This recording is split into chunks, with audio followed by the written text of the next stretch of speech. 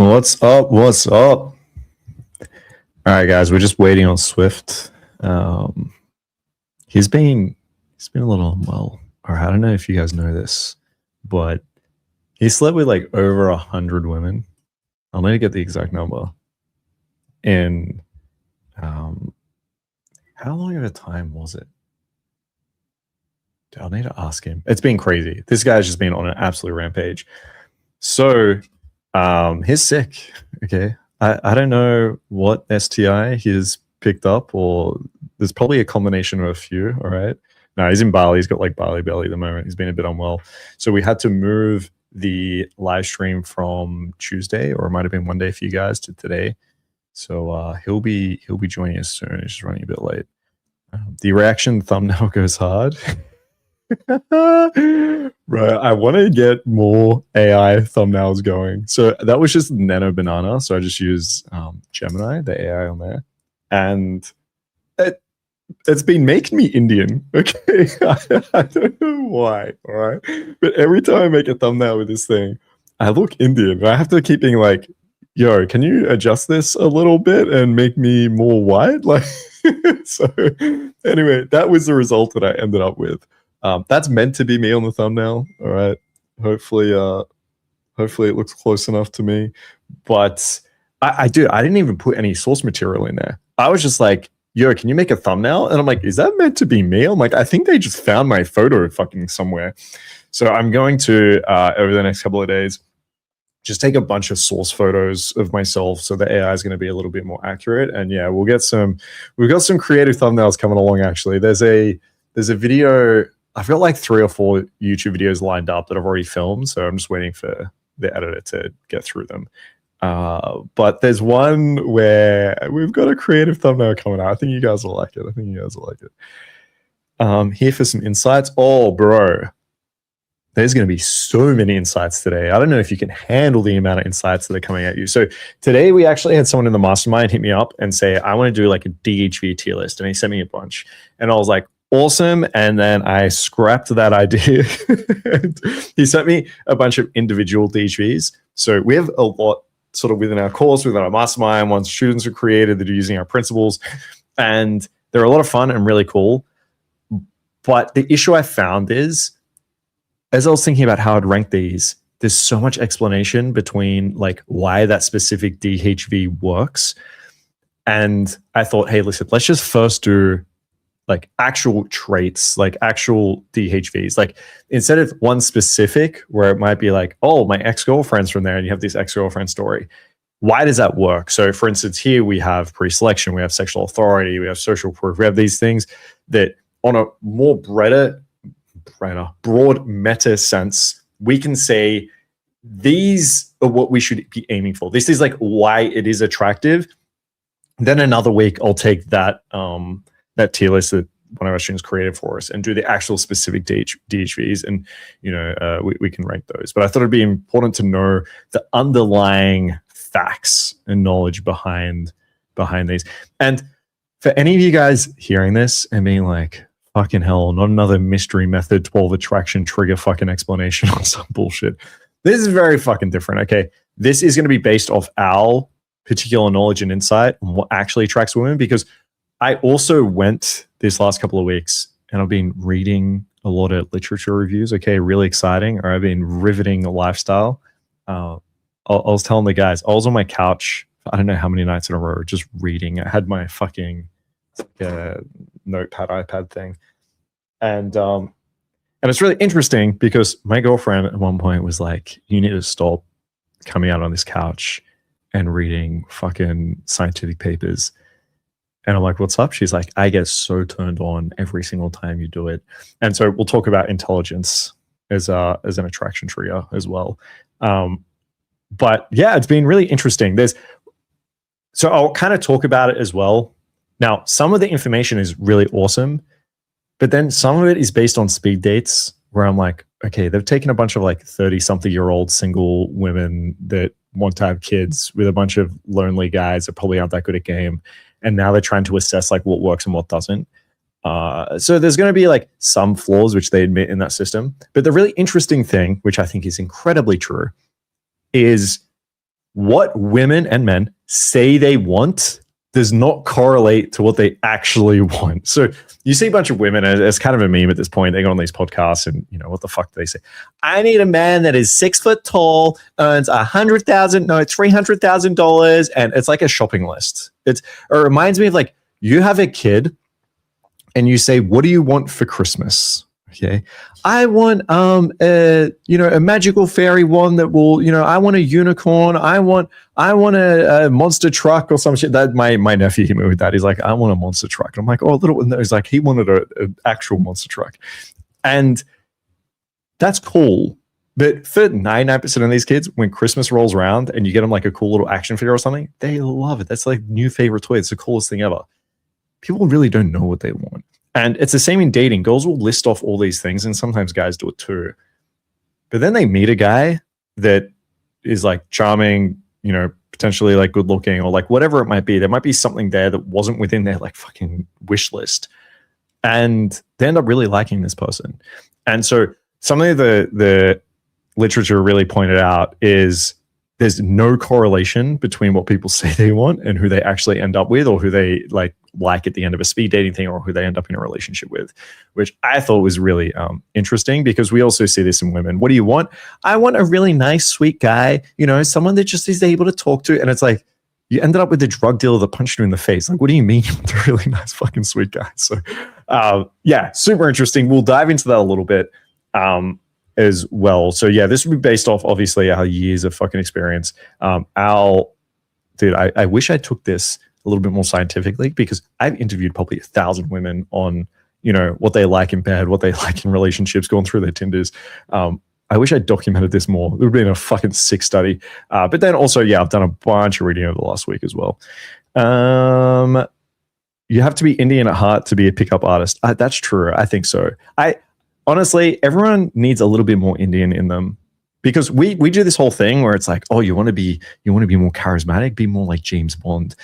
You want to be what are some other examples that I hear? Like I think if you want to be more determined, you need to be more Indian. All right. Like when I'm out at a club and I see this Indian guy get rejected like 10 times and he's like, I'm going fucking back in or some shit.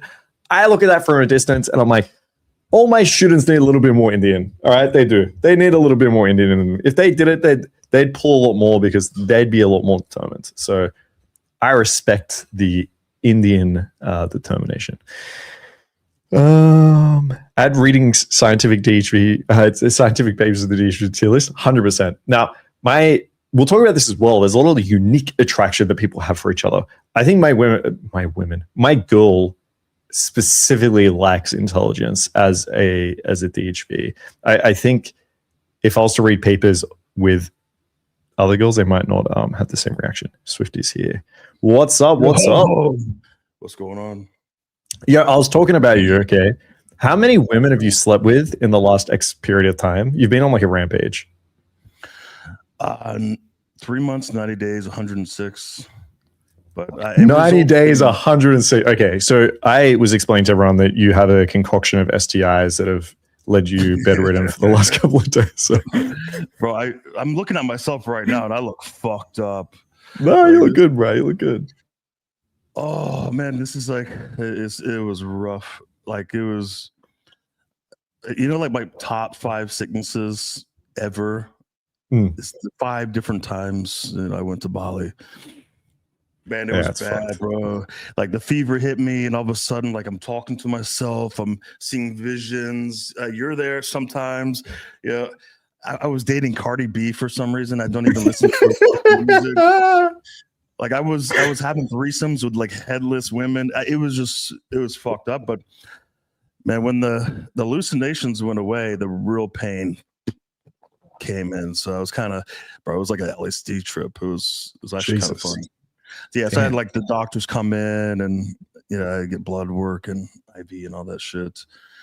It took a few days to this is the first morning where I'm kind of up and going. All right, well, I'm glad you survived. I'm glad you're alive. The women need you. The people here need you. We all believe in you. So. I don't know, bro. Maybe it's a sign. Actually, we shouldn't encourage 106 lays in 3 months. That's true. Yeah. I was going to warn you. I think like once you hit that 101 stage, it gets dangerous. All right. That's where the hallucinations potentially come in. So it's a little bit too dangerous. Yeah. So I think I'm actually a born again Christian.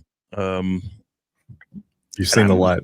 I'm a born again virgin as well. Actually, okay, so my account is zero. Yeah, it starts over. It starts over. That's what I'm gonna that's I was gonna say your new challenge is like the next like 7 girls you sleep with, you have to tell them all like that was honestly everyone kept telling me how good sex was going to be. I really enjoyed that first experience. That was really actually give it like 20 orgasms or something. I just wouldn't believe it. I did that a few times and it did not work. Yeah. But you know what I did try? I tried to make game really difficult. So like what can I do now, especially if I have some attraction, some compliance, to like completely ruin this? You know, maybe I got great value, great attraction. And there's one thing that I just could not get over. I could not get over. And that was... Can I guess? Yeah, go ahead. Oh, I was going to say being like exceptionally like needy or nice or like pleasant. I don't think they'd believe the virgin card, to be honest. But like, I think just being really sweet, like, I can't wait to see you again. This was so nice. I think that would ruin it. My God. Like, do you remember the girl I pulled, the bartender I pulled on ROP? The big ass I was like in between coaching. I would like bring students in and like kind of game a little bit and like just to have something at the end. I killed it. Okay. It was just the most flawless game. I was telling her like, hey, after you're fucking done, you meet me here, you text me at 3 a.m. I'm going to be there. We're going home. I mean, I gave her 20 orgasms. I fucking just completely wrecked her. I mean, it was incredible retention. She wanted to meet every day. I just sent like some nice texts about how lucky I am to have met her. You know what I mean?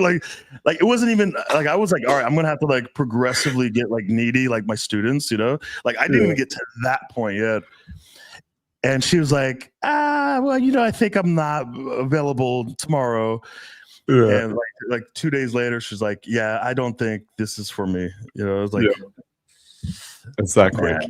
And I texted her for 3 years after that. You know, I was like, oh, hey, let's just text her like every other day.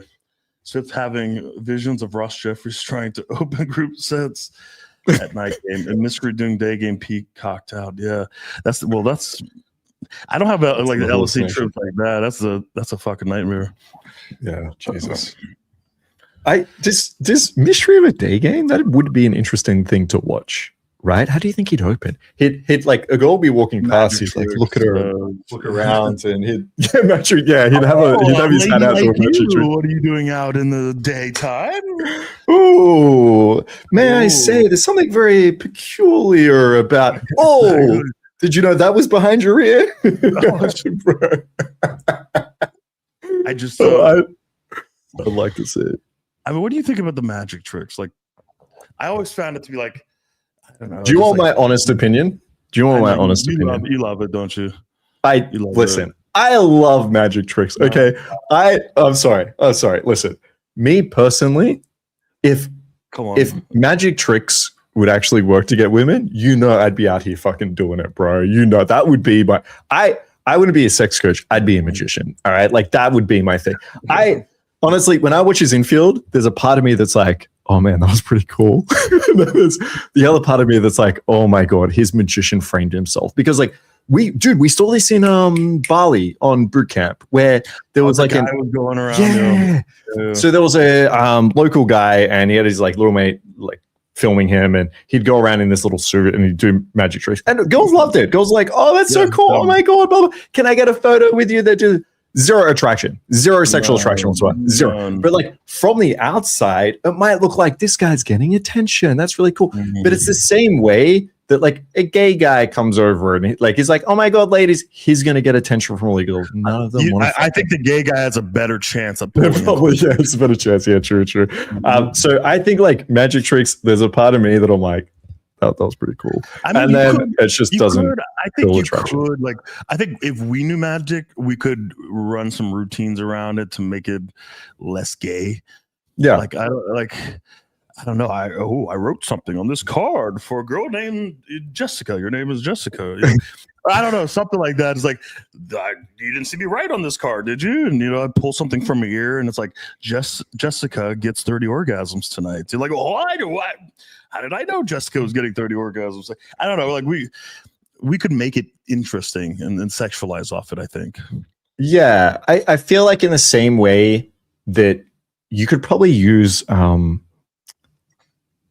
what do you call the horoscopes, right? In the same way, like I use horoscopes as a way to like cold read women as like feminine needing a dominant man, blah, blah. Like it's a tool that you can use, but the tool itself isn't attractive. So like magic is an avenue to be able to like have interesting conversation or build value or build attraction. But the tool itself isn't inherently valuable. And if anything, like the tool itself kind of has a frame of like, let's be honest, most people that do magic are kind of losers. All right. I can say that because I like magic. Now, they're just like usually like socially awkward. They're a bit losery. So always like a little bit too nice.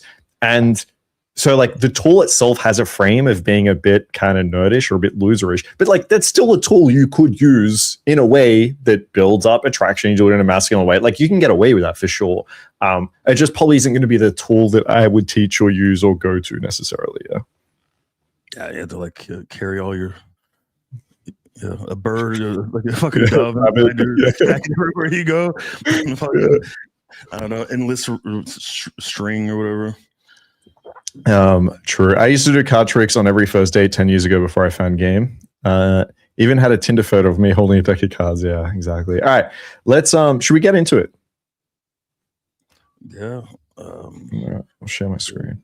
Anything interesting over here? Okay.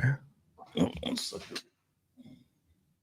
You might want to move your camera a little bit. I'm getting Alex playing with fire vibes. Yeah, I mean, I'm going to start using an actual camera. All right. Alex is like, okay. Let me move this away. Wait. That's better. Okay. Yeah. Let's go with, by the way, I love you, Alex. All right, let's go with, first of all, so like S, A, B, C, D, like usual.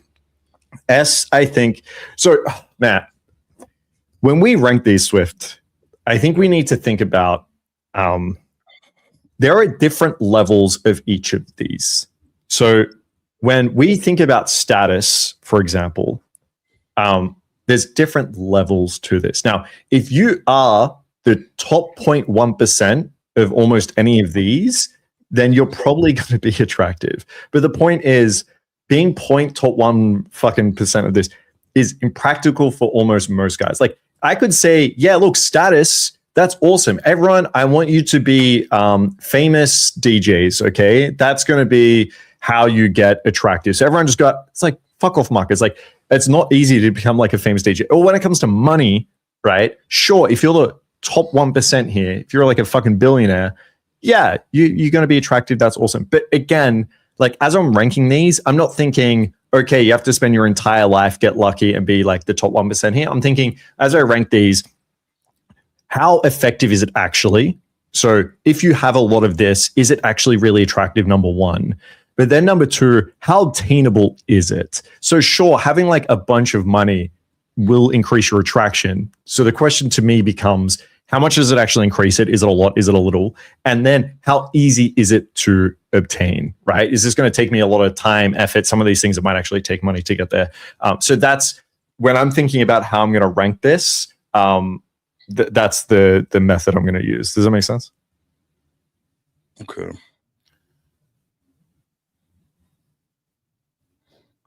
All right. Swiss excited. I can feel it.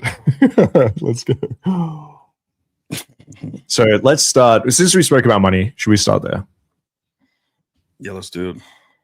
All righty. What do you think about cha-ching? What do you think about money? I think money is absolutely everything.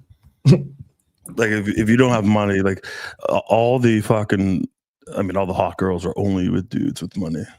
That's true. Yeah, 100%. Yeah, if where you don't have a really nice car, or yeah, I mean, also like if you have to pay for women really when you think about it. So like if you don't have money to pay them, then you're probably not going to have any girls. Well, I mean, restaurants, 5-star restaurants. Exactly. Yep. Exactly. And I think like the best way to get there is probably just spend a lot of time with other men and jerk each other off and talk about money. And then like one day you'll probably get about women. A lot of money. Yeah. Yeah. So like if you just pay for like more handbags and stuff, I think like women will respect you more probably. They're expensive. They are. Oh, dude, my girl just got another fucking handbag yesterday. It's like, dude, it's like once a week or something. I don't know. It's like shoes and stuff. It's fucking crazy, man. Yeah, I think money is overrated, to be fair.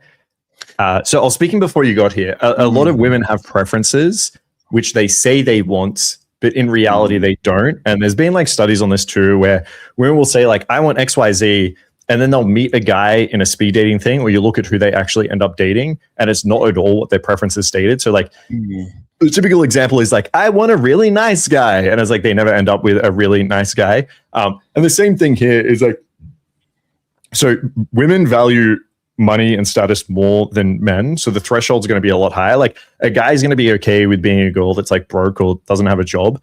Women are typically not going to be okay to be with a guy that's broke or doesn't have a job. So like the threshold's a lot higher. But I kind of feel like as long as you're able to have like a decent amount of money, you're able to sustain yourself, you have like some ambition and purpose in life, then there's a real limited return on trying to increase your money after that. Unless you're going to be a billionaire or some shit. I think it can actually get in the way sometimes where guys have the money and then they try to lead with that. And similar to the tool of magic where it might look a bit soft, now it kind of, you get this impression that he thinks he's not worthy, so he has to lead with his money. Or you get the frame of, oh, why would I be in a serious relationship with someone that I actually like when I can just use this guy for the resources? So I think like money is important. It's a really good threshold. It can help you obtain other levels of status. Like you could get someone to pay for a bunch of shit for you, like setting up parties.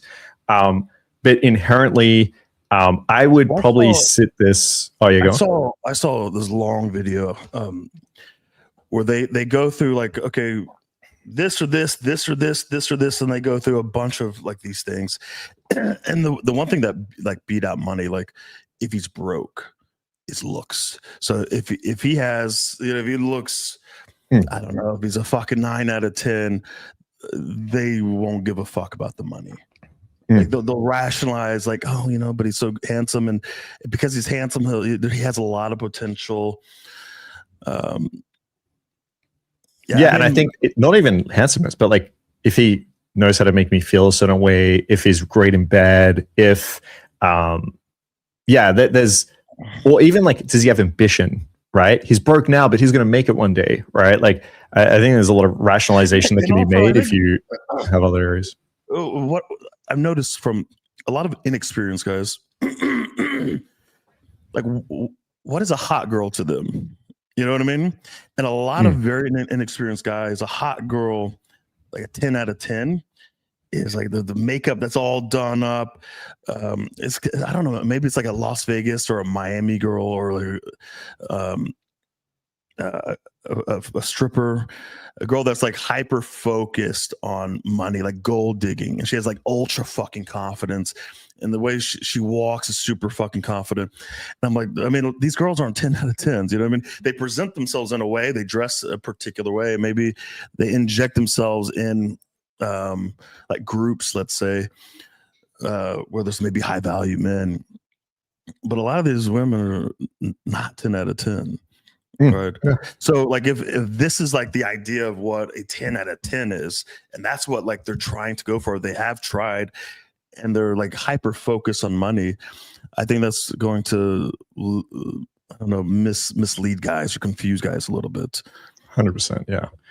And I think if I think about this in a vacuum, like if I just gave a random guy a lot of money, how more attractive would that make him? It's very, very little. So I want to sit this like maybe in like a C tier. Well, you're gonna get a lot of shit for that if you put it in C. Well, the problem is, so this is going to be a bit different where most of these are positive. Right?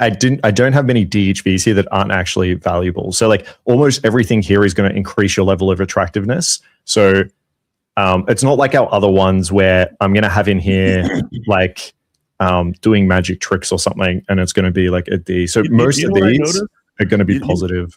You know what I noticed? Like money is a more important factor, like longer term. What I've noticed, like if you're doing like having casual sex, and going on dates, you're pulling. Money has like means almost very little, right? I mean, unless you're pulling to like some ghetto fucking place in Las Vegas or something, and there's like homeless people like stabbing each other outside your apartment building. But I don't know, like long-term relationships, money is a bigger factor, I think. So where would you want to put this in B? I don't want to put it any higher than B. I'm okay with C. I think people will kind of question that, and I would understand why they would question that as well. They can go suck it. Yeah, I mean, we can talk later about status and ambition. I think these are a little bit more important. As I said, like I think money helps and money's important, but it's like at a threshold level, and then beyond that, I think guys are going to make the case is if you just have a shit ton of money, you could go buy women. So it's like, is that easy? Like, oh, I got money, buy 100%. Women. Yeah, that C, you know what I mean? So that's what I'm saying. Like, this is also how difficult it is to get. Now, if there's a billionaire and he's like, how would you rate my money? I'm a billionaire. That's an S tier, right? If you're a billionaire, money to you is an S tier, right? Yeah, I think you made a good point. Like maybe you didn't make that point, but like a lot of women can't tell the difference between like you making 5,000 or you making 20,000. A lot of women can't tell the difference. Like if you make $8,000 a month, it feels like you're making $500,000 a month. Yeah, and I think the thing that guys get confused with is they see money, but they're actually ranking something else. So that's why I kind of said, like, if I just give a random person like $2 million or something, I don't think it inherently makes them that much more attractive in set or in a relationship. Like it definitely helps 100%. But like if I was to give someone randomly 10 out of 10 looks, or if I was to give someone randomly like fame or status, that's going to increase their attractiveness way more than if I gave them $2 million. That makes sense. All right. Yeah. All and right, so, let's go with yeah, that makes sense. Yeah. We can always shift it later. Fame, I separated from status just because I know I'm going to get some pushback as well when I rank status. But like, fame, again, this is one of the things that is going to be really, really difficult to get. But like, if you have fame, this is just S tier. It leads into other things like social proof, pre-selection, status, all these things. So like, when I got to 10,000 followers, I mean, everything changed for me. Like I didn't have the game anymore. Like the girls were in my DMs. It was done. Exactly. Yeah. But yeah, like 8,000 views. It was like, whew. It's game over. Game over. Yeah, guys, make sure you watch this video. Okay, we need a swift delay. All right, he's only at a month, 3 months, whatever it is. So we need to push it. 1,000 views. So I need another 1,000. Yeah, help us out. Share the video. Money doesn't actually matter that much because you can spend $5 on fish and chips and eat at the beaches a day. Yeah, I mean, you just invite the girl to yours, but I get your point. All right, so let's move to status. So status this could be like micro or macro. So this could be, status is in you're the manager at McDonald's and she's working as like a crew or some shit. Or everyone at the bar, club, you're running the party. Or it could be like a higher level of status where you have like, we've kind of joked about, but you got like a bunch of followers on Instagram or some shit like that. How would you rate status? I think that's big because fame is like pretty much unattainable for most guys. Yeah, but you can create status and you could create different kinds of status, and women will see even. Man, like if you go through like the mall, like I walk through the mall with my girl, like students will come up or like community guys will come up and be like, hey David, I saw the video, it was great. Like if I get that every once in a while, like a few guys, to her that's like huge fucking status, right? Because maybe the average guy doesn't really get that. And she'll blow that up in her own head even more, right? Yeah. So I'm like, yeah, it's one of my many millions of fans. It happens everywhere I go in the world. It's like, whoa, you know? So you can kind of create the status. Even if like walking through the mall and you're like the fucking cashiers and the salespeople and everyone kind of knows you, or in fucking Budapest with the at the club, the manager, you know, the bartender, security. Like I remember going in and everyone was greeting me. Oh, hey, Big Daddy, security. The manager came over and said hello. The bouncers were giving me a hug. And other people saw that. So what happened? Everyone else started coming over here and saying hello, greeting me. And because everyone else did that, the next night when I came in, what happened? That security guy saw the head security guy greet me. So he greeted me, manager greeted me. Then the assistant manager came over and like, hey, who are you? You know? And then the other bartender, then this person, and then all of a sudden some girls who were here the other night came over and started talking to me. It's like, I know why you're here, you know? So like you can create status and it's a big deal and it's attainable. Yeah, that's 100. It is attainable at the micro level. I think somebody has huge status and they're like, oh, fuck it. Yeah, they think fame. Yeah, you can create this in the club. And it's that simple. Like, I had girls asking me, like, yeah, who are you? Right? How does everyone know you? And this was back in Sydney where it was just like gaming guys that would just come up and be like, hey, bro. And you kind of played it, oh, yeah, what's up, man? What's up? Anyway, so what I was saying is, it goes, how does everyone? So, yeah, 100% status, I think, is important. The distinction I want to make here as well, and I'll probably talk about this a bit more in pre-selection, is this is not as simple because sometimes I see guys like run a party, for example. I'll talk about it in pre-selection. We'll go to it there. Where would you rank status, do you think? Oh, I don't know what other things we have to. I don't want to rate it too high. We got some good stuff on here. Yeah. I mean, it's got to be high. It's got to be higher than B, right? All right, let's sit at A, and then if we want to shift it later, we can. Okay, fair enough. Yeah, I think it's good. All right, pre-selection. Oh, I mean, I have to put this at S tier. It was like fucking not even goddamn close. Yeah, 100%. Not even close.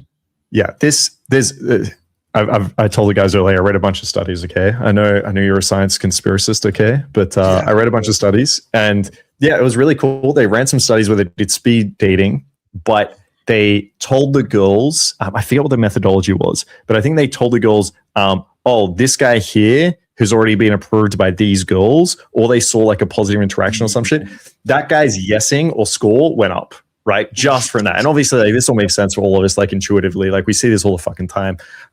So yeah, pre-selection is massive. The important distinction, this is what I want to say earlier with status, is pre-selection only works if the girl perceives you, like the girl's actually liking you. Some guys think pre-selection is having women around me, right? I see this a lot. That is not pre-selection. Pre-selection means that you are selected by the girls. Not that these girls came to use your table and get free drinks. Not that this girl came on the boat because you like invited her for free. Not because like she knows the other girls or whatever.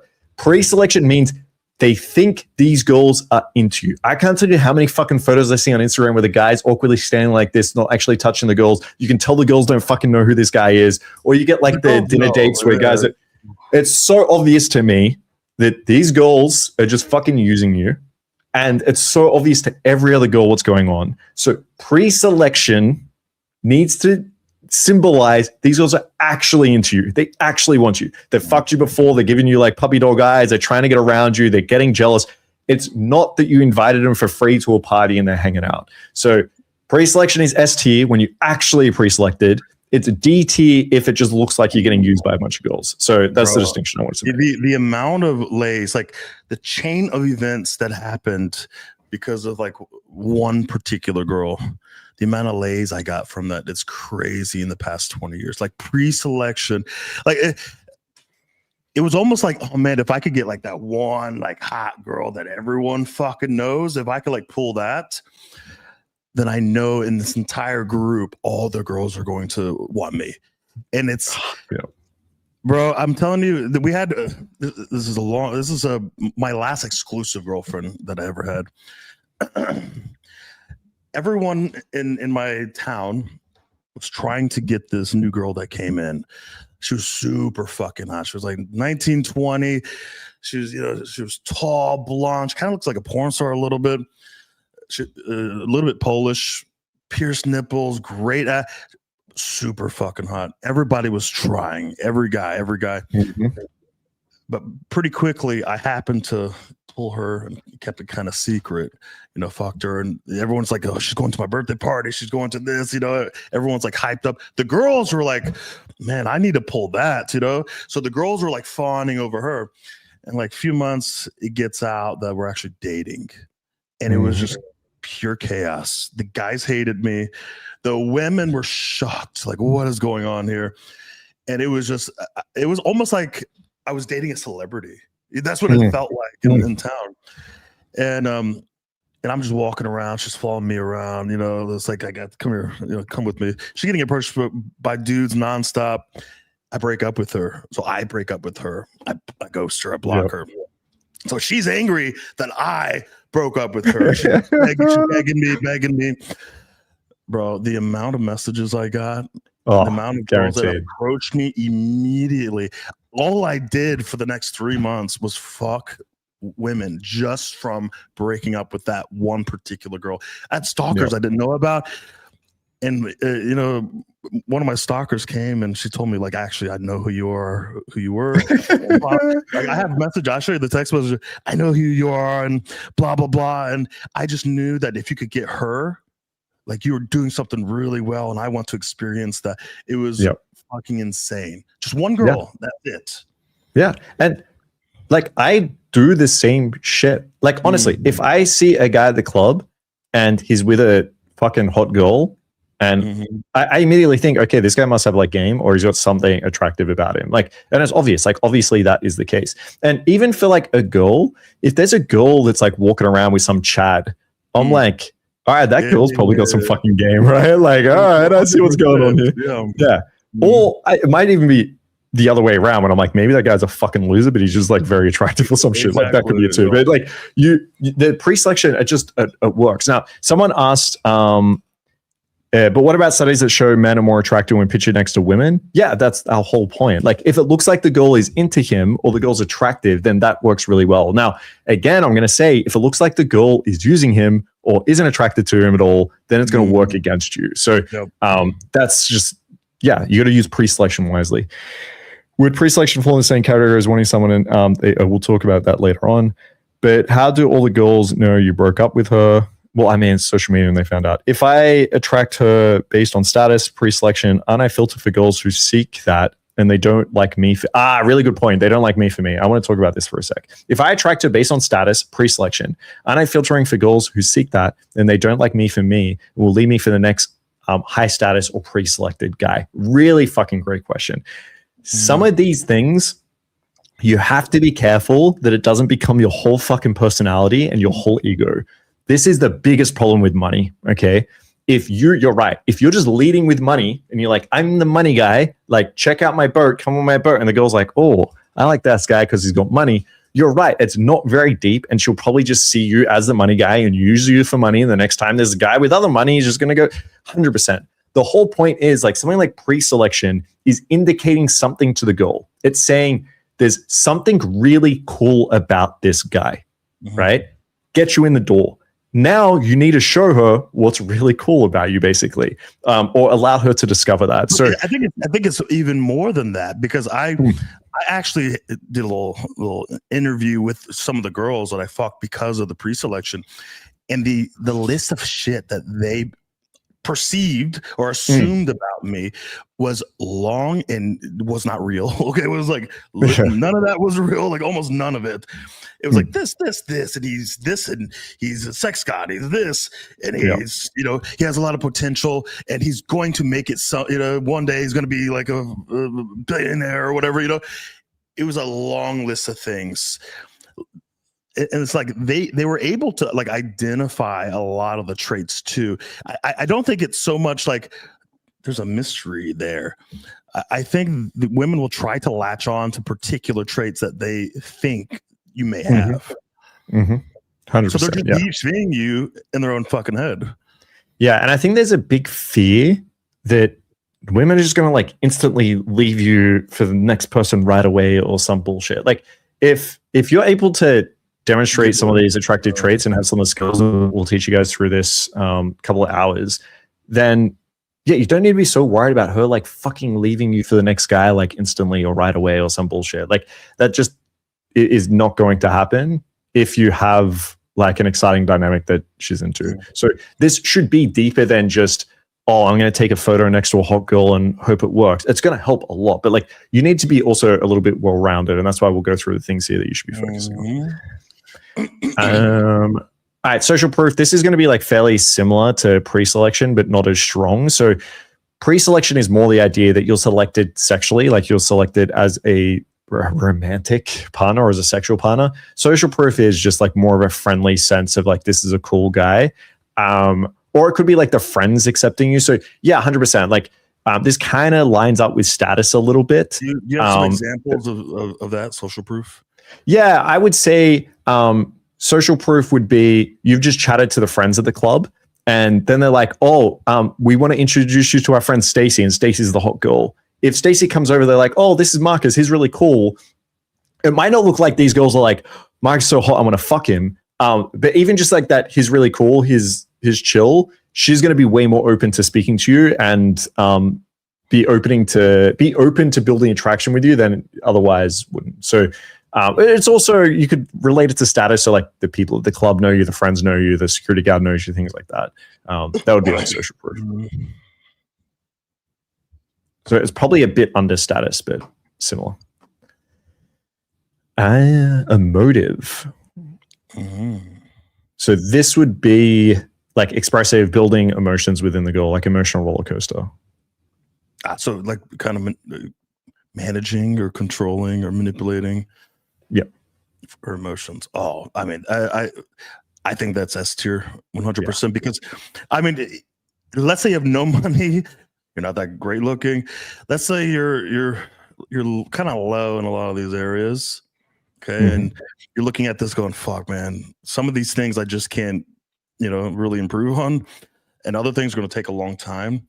If you're really good at whipping up a girl's emotion, right? And I don't want to say manipulating, but like positively manipulating a woman's emotions. Okay. It's like drugs. It's like crack. Like they can't ignore it. It's kind of like when I go into like a group set or even like a 2-set in night game, I'm thinking about how can I spike emotions from the open, because if I could get their emotions going, I could take the emotions and take it somewhere. All right. If I have the emotions, she's emotional, I could bring it somewhere good, interesting. So I think that's like fucking S tier. I mean, I can't imagine like with my girl, I mean, I've known her for like 4 years. If I was unable to do that, I don't know, like I would be at a slight disadvantage. Like it's a very powerful tool. Yeah, straight up. It was very interesting where in a lot of the studies, they weren't able to explain a certain level of attraction, right? So what they said was they looked at a lot of the stats where they were ranking everyone, and they said, okay, clearly if there's a guy that is universally attractive, so most girls kind of rate him like a 7 or 8, then, he's going to do well with the next girl, right? Or the girl after that. Like there's a universal attractiveness that is important.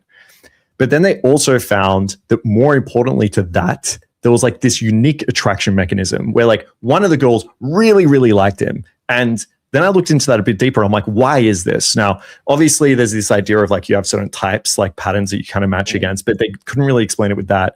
And in the end, they said, sometimes there's just this emotion that is created between the two people and a deeper level of understanding. So they gave a shit example of like, maybe there's a niche thing that you guys really connect on. But really what it sounds like is just a true understanding of this girl and her emotions. And then they actually they hooked people up to like something similar to like a lie detector machine that measured your, you know, arousal and shit. And they said if you're able to like match the girl's emotions a little bit and guide her through it, that was like one of these big indicators of that like unique chemistry or some bullshit they weren't able to explain. And I think we can completely agree with this, Swift, right? Like our ability in an interaction to be able to like guide a girl's emotions and be able to like understand that, match up with her, to be able to have those niche topics that are usually not like, oh my God, we love the same movie, but more like, oh, I understand you sexually and we have this similar kind of matched up desires. Like that, the literature weren't able to explain it. They're like, there's something more important than looks. There's something more important than status. It actually accounts way more than just like general attractiveness. And we don't know what the fuck it is. And we're not really able to explain it. We think it's some like pattern matching or like emotional matching. And I think we very clearly understand it after sleeping with hundreds of women and, you know, coaching this for 10 years. This is a part of it, right? It's this ability to be able to like provide emotions and guide them through it. So there's 100% S tier. Yeah. I think that the Ukrainian girl I was talking about, the future husband or whatever, she wrote. Oh yeah, shit. Jesus Christ. Something about the emotions, you know what I mean? But you know what she wrote me this time, okay? Just out of nowhere. Tell me. She wrote me, you're going to love this, okay? All right. I hate you because I miss you. The worst case, this is, by the way, totally random. I do not text this woman, okay? This is crazy. I haven't even seen her in 3 years. I hate you because I miss you. The worst case, I know a million women say the same to you, and you probably don't even recognize me. Ha ha ha. It doesn't matter. I go, why doesn't it matter? I felt such a vibe, emotions with you that night. So sad we didn't have our story. She's about to get married, by the way. And I met her one time, one night stand. One time. I with her one time, did not text her ever again. She met her husband 2 weeks later, you know. And she just came out of nowhere. I said it was a great night. We had great chemistry too. Same feeling. You are someone special. I think about sometimes when I close my eyes. You know, she's like, how are you? You know. And I said, what do you think about late at night, closing my eyes? I remember everything we had, you know. Nice. I'm trying to like get it out of her, you know, blah, blah, blah. Yeah. But she says, but she said something here. And I thought that was interesting because I was trying to get like more information out of her. And by the way, this is how we learn, right? Like we're trying to like guide the girls, lead her on a little bit to get more information, to like learn what is she feeling, what is she thinking, like what did we do right? Hey, fucking street dogs. She goes, the most important. Okay. Man from heaven, whatever, you know, she's just fucking glazing me the whole time. But the most important thing for me was so safe. She felt safe. Now, she felt safe. Like I was just a random fucking guy. She came over to, you know what I mean? But I think what she's trying to say is she's never did this before. She was afraid to have this kind of encounter. You know what I mean? And put herself out there and maybe, I mean, not only just get killed, but have a horrible experience that she's going to regret. She may get traumatized by it, never want to do anything like this ever again. She may never want to open up with a guy sexually ever again. And from the beginning, I opened her up. I was charming and I got her really open. And I could tell I just clicked with her and she was like, wow, I feel great about this. The moment I met her for the first time. Oh, and she also said, you know, my first true orgasm, you know, God, that's you. Then she goes, I love you. Jesus Christ, damn. See, that you're not going to find on a fucking study. You know what I mean? Like that level of uniqueness, emotiveness, like guiding it through, building trust, like you just won't find that anywhere. So yeah, that's insane. But post those up again. I've been following him in the Mastermind, so post up the. That's one of those. Let's go with disagreeableness. Disagreeable. Disagreeable. Yeah. So this is in set where the girl's like, I love Taylor Swift. And you're like, yeah, not a fan. Well, I think the opposite of that is horrible. Okay. So like, Yeah. if you're agreeable, you're done. You're absolutely. I mean, I feel like if I agree with my girl too much, even today, it's like, you fucking gay or something. Like, I'm just a dumb bitch. Like, why are you agreeing with me? You know what I mean? You're supposed to be a fucking king, God. You know. So like, even I have to be like, well, I don't want to agree too much with her. And I don't know. Last night I decided to just disagree with her, just nonstop. You know, just drive her fucking crazy. This is just fucking insane. I just disagreed with everything. She's like, you know, she's Muslim. She's like, hijab, you know, like, you know, in the Quran, because she knows about the Quran, the hijab, because the men aren't responsible for the lust. So it's like the women are like victim, you're blaming, whatever. And I'm like, well, I mean, to be fair, you know, so I'm like, I'm even like disagreeing with her with that. Well, if we go back thousands of years, there's a reason why, you know, we put women in hijabs, right? And it just drove her fucking crazy. And at the end, she had horny eyes. You know what I mean? Like her eyes got horny, but she's angry. And like, I'm some fucking like almost like a rapist, like misogynist or something. Agree with this shit. But like at the end, it's like there was a level of like excitement, but like attraction, like horny eyes. You know what I mean? And then like 3 minutes later, she's like, you know, I like you. It's like, you shouldn't like me. Like, I just like portrayed myself as like a fucking like I want to put women in fucking chains and shit, you know? So like disagreeable. The thing is, being too agreeable is just bad. You're not going to be able to like build tension, especially with a lot of different types of women. It's going to be almost impossible to build like any real attraction. Being disagreeable is necessary. You need to be disagreeable, but being too disagreeable will just make you sometimes look like a fucking idiot, and like you're trying to be combative, and that's going to not really build a whole lot of attraction. So you need a good mix. I don't know where I would put this. I would say it's necessary. But I can also see that you can run absolutely perfect game and frame things in a way where you're not being super disagreeable and be just fine. So I don't think it's super necessary. I think not being agreeable is necessary. Yes. But you could probably do without being too disagreeable. Does that make sense? Yeah, completely agree. Yeah. For that reason, I'd probably sit it with like C. Yeah. But if you're an agreeable person, then this is going to be ST. Like that's something you have to change. So selectivity is maybe something that I'd put a bit higher, maybe like A or B here, which is similar to this, but more important. So like if you're too agreeable, because someone asked about similarities and we'll talk about that. If you're too agreeable, or women perceive you as liking everyone. So if you rock up to the club and you're just approaching every fucking girl and you look like you're trying to fuck every fucking girl, or you approach a group set and you turn to one girl that's like not that attractive and you try to game her and then she's like, I got a boyfriend, and you turn to the other girl. This is like the opposite of pre-selection, right? Like you're basically showing that you're trying to get anything that you fucking want. And there's a fine line here because you want to show a lot of experience, but you want to show that you're selective within that experience. And again, women are actually attracted to a guy when they find out that that guy likes them, but only if they think it's selective, right? Yeah, so if the goal is to find out like, oh, hang on, Swift is into me, that is really powerful if she knows that Swift is very popular. He's like, so that example you gave of your ex, you broke up with your ex, right? Mm-hmm. And now a bunch of girls hit you up. And if you tell one of those girls, actually, like, you know, I'm kind of into you, I want to see you, that girl's level of attraction to you will actually go up because she's like, I've got a chance here. If girls don't feel like they got a chance, they'll do the whole ego thing. I'm not into him anyway. They'll try to like protect themselves. They'll push away.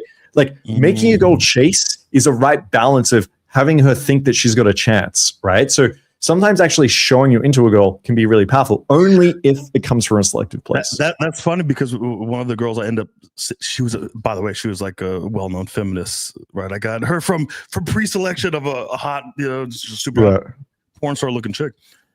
But I remember I talked to her at some point, like just in passing.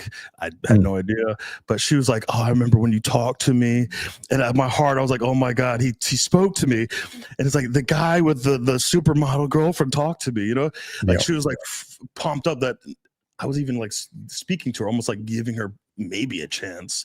Like I wasn't even selecting her necessarily. So that's here, like, happy. So go. I was gonna say, like, this is super powerful because I've seen relationships. I've seen guys get into relationships where the girl knows that he's not selective. He doesn't have a lot, if any, choices. You know what I mean? Like, this is kind of like, this is the one girl he really had.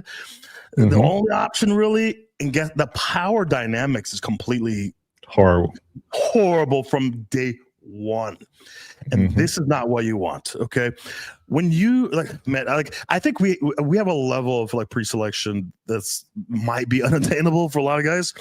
But I remember like laying in bed like with my girl before, you know, it was at the very beginning, and I would have notifications nonstop from chicks, like Ukrainian girls, Russian, like hot girls, and I would open them up when we're laying in bed after sex, you know, and I'll be like, I got lucky sometimes because it was just, you know what I mean, like the right bipolar chick just happens to just text me, you know, at this time. You pretend it's happening every single night. You're like, oh, good, this girl. And she's like, what the fuck is she, what did you do? And I go, no, she wants some meat. And I'm like scrolling through, and it's like, I need to suck your fucking cock. Fuck my ass, please. You can do anything you want to me. And they're always curious, like, what does she look like? Because now the next thing is like, what's this fat crazy bitch? Exactly. What does she look like? And now I'm like, I'll show you. I guess we'll go to the Instagram. You know, I click on it. She goes, oh my God, she's hot as fuck. And I go, hot girls are like always like this. You know what I mean? It drives me crazy. She's like, why are you texting her back? I don't know. Like, it doesn't matter if she's hot. Like, I have a lot of hot women. Like, it means nothing to me. And they're like, what? And then another girl, and I'll go, fine, you want to see more? Like, I have a lot more. And I'll show this and show this. And I'll go to the profile. I'm like, she's hot too. She's hot too. So because I have this, and she knows, like, I'm turning down women, like hot women, and they're going crazy. I can give her other reasons, like, you know, like you realize, like, I chose you, like, out of the thousands of women that I could have been with, even today, I could hit up the Ukrainian girl who, you know, has a future husband, and like that, she'll be right here in front of me doing whatever I want. You know what I mean? Yeah. But I chose you. Okay. It has nothing to do with looks. So you kind of take away the power of like looks or whatever else. You're like, it's not because of looks, because, you know, like, looks mean nothing to me. I have a lot of hot women. They're always chasing. It's not a big deal. It's about your personality. Okay. It's about the things you do every day. You know, you cooking and cleaning, you doing this and doing that. Like, she understands that I'm not desperate. You know what I mean? Like, I could get with any girl, and guess what? It's more valuable. It's a lot more powerful. And the girl feels more valuable. Like, she's like, it's a DHV for her. You know what I mean? Like, I am being selected. I must be special. You know what I mean? I must be very special. But I also got to be careful, you know, to continue being special, not, you know what I mean? And so I think a little bit. I think guys need to be able to, not be so keen, right? Have some fucking standards. Like, let the girl win you over a little bit, especially when it comes to a fucking relationship, but like even just cold approach. And then the other thing I want to say on this is, because guys are asking in the chat about like being a fuckboy or pre-selection, things like this. Like, if you take just a guy that doesn't get laid, a guy with pre-selection that isn't that selective is still going to be more attractive, right? This guy fucking a bunch of girls, some of them might be not that attractive, and he seems a bit desperate. He's probably still going to have more value than the guy just not getting laid at all, right? Because the guy not getting laid at all is probably not going to be selective either. So, but then there's like the next stage where, you want to be the fuckboy that's selective. You want to be the fuckboy that gets a bunch of girls, but is selective about it. That's going to build attraction with a lot of women. So that would be like the next stage. Because someone said just now, but couldn't that also repel other women? I heard some guys claim when a girl they had scheduled to a date last saw them approaching on a date with a different girl, suddenly blocked them. Yes, if you are creating the perception that you're a romantic guy that wants to settle down, have some kids, that you really love and respect this girl, and you can't wait to meet up and have a coffee with her, and you'll plan the next date, and maybe you'll go to an amusement park. Yeah, if she just feels that you're lying and aren't congruent with that, yeah, she's not going to want to fucking see you, or if she gets her ego hurt. So if you create this frame of like pre-selection, you need to fucking own it. You can't be like, I'm so sorry, did you see me on a date with another girl or some bullshit? Fuck that. There's never going to work. I guarantee that guy just looked like a faggot when he was approaching me. Like yeah, true. Because like I've had this situation so many goddamn times, and the girl like would write me like, positive. Oh, those girls really liked you, didn't they? And it's like, yeah.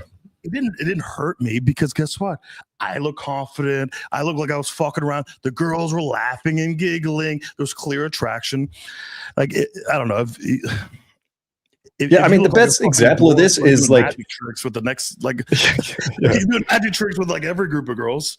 Yeah, but like, there's so much evidence of this. Like, every single time I've posted pre-selection video, like, and I've done the extreme, right? I put up on my like private stories and stuff, me tying other girls up and shit. It's always work. And like, you could look at someone like Dan B, his whole Instagram is just full of him with like other girls and shit, and it builds a huge amount of traction. Now, yes, for some girls that are really worried about getting hurt and they've been hurt before, they're going to be more careful, and they might require a little bit more selectivity. They might require a little bit more trust. Sure, there's like, it's edge cases, but like for the most part, this is the last thing we say on it, right? Pre-selection, being selective is going to be massively attractive. Oh, dude, were you around when I had my Snapchat? Before I had Instagram, maybe, but I never saw it. No, this might have been before.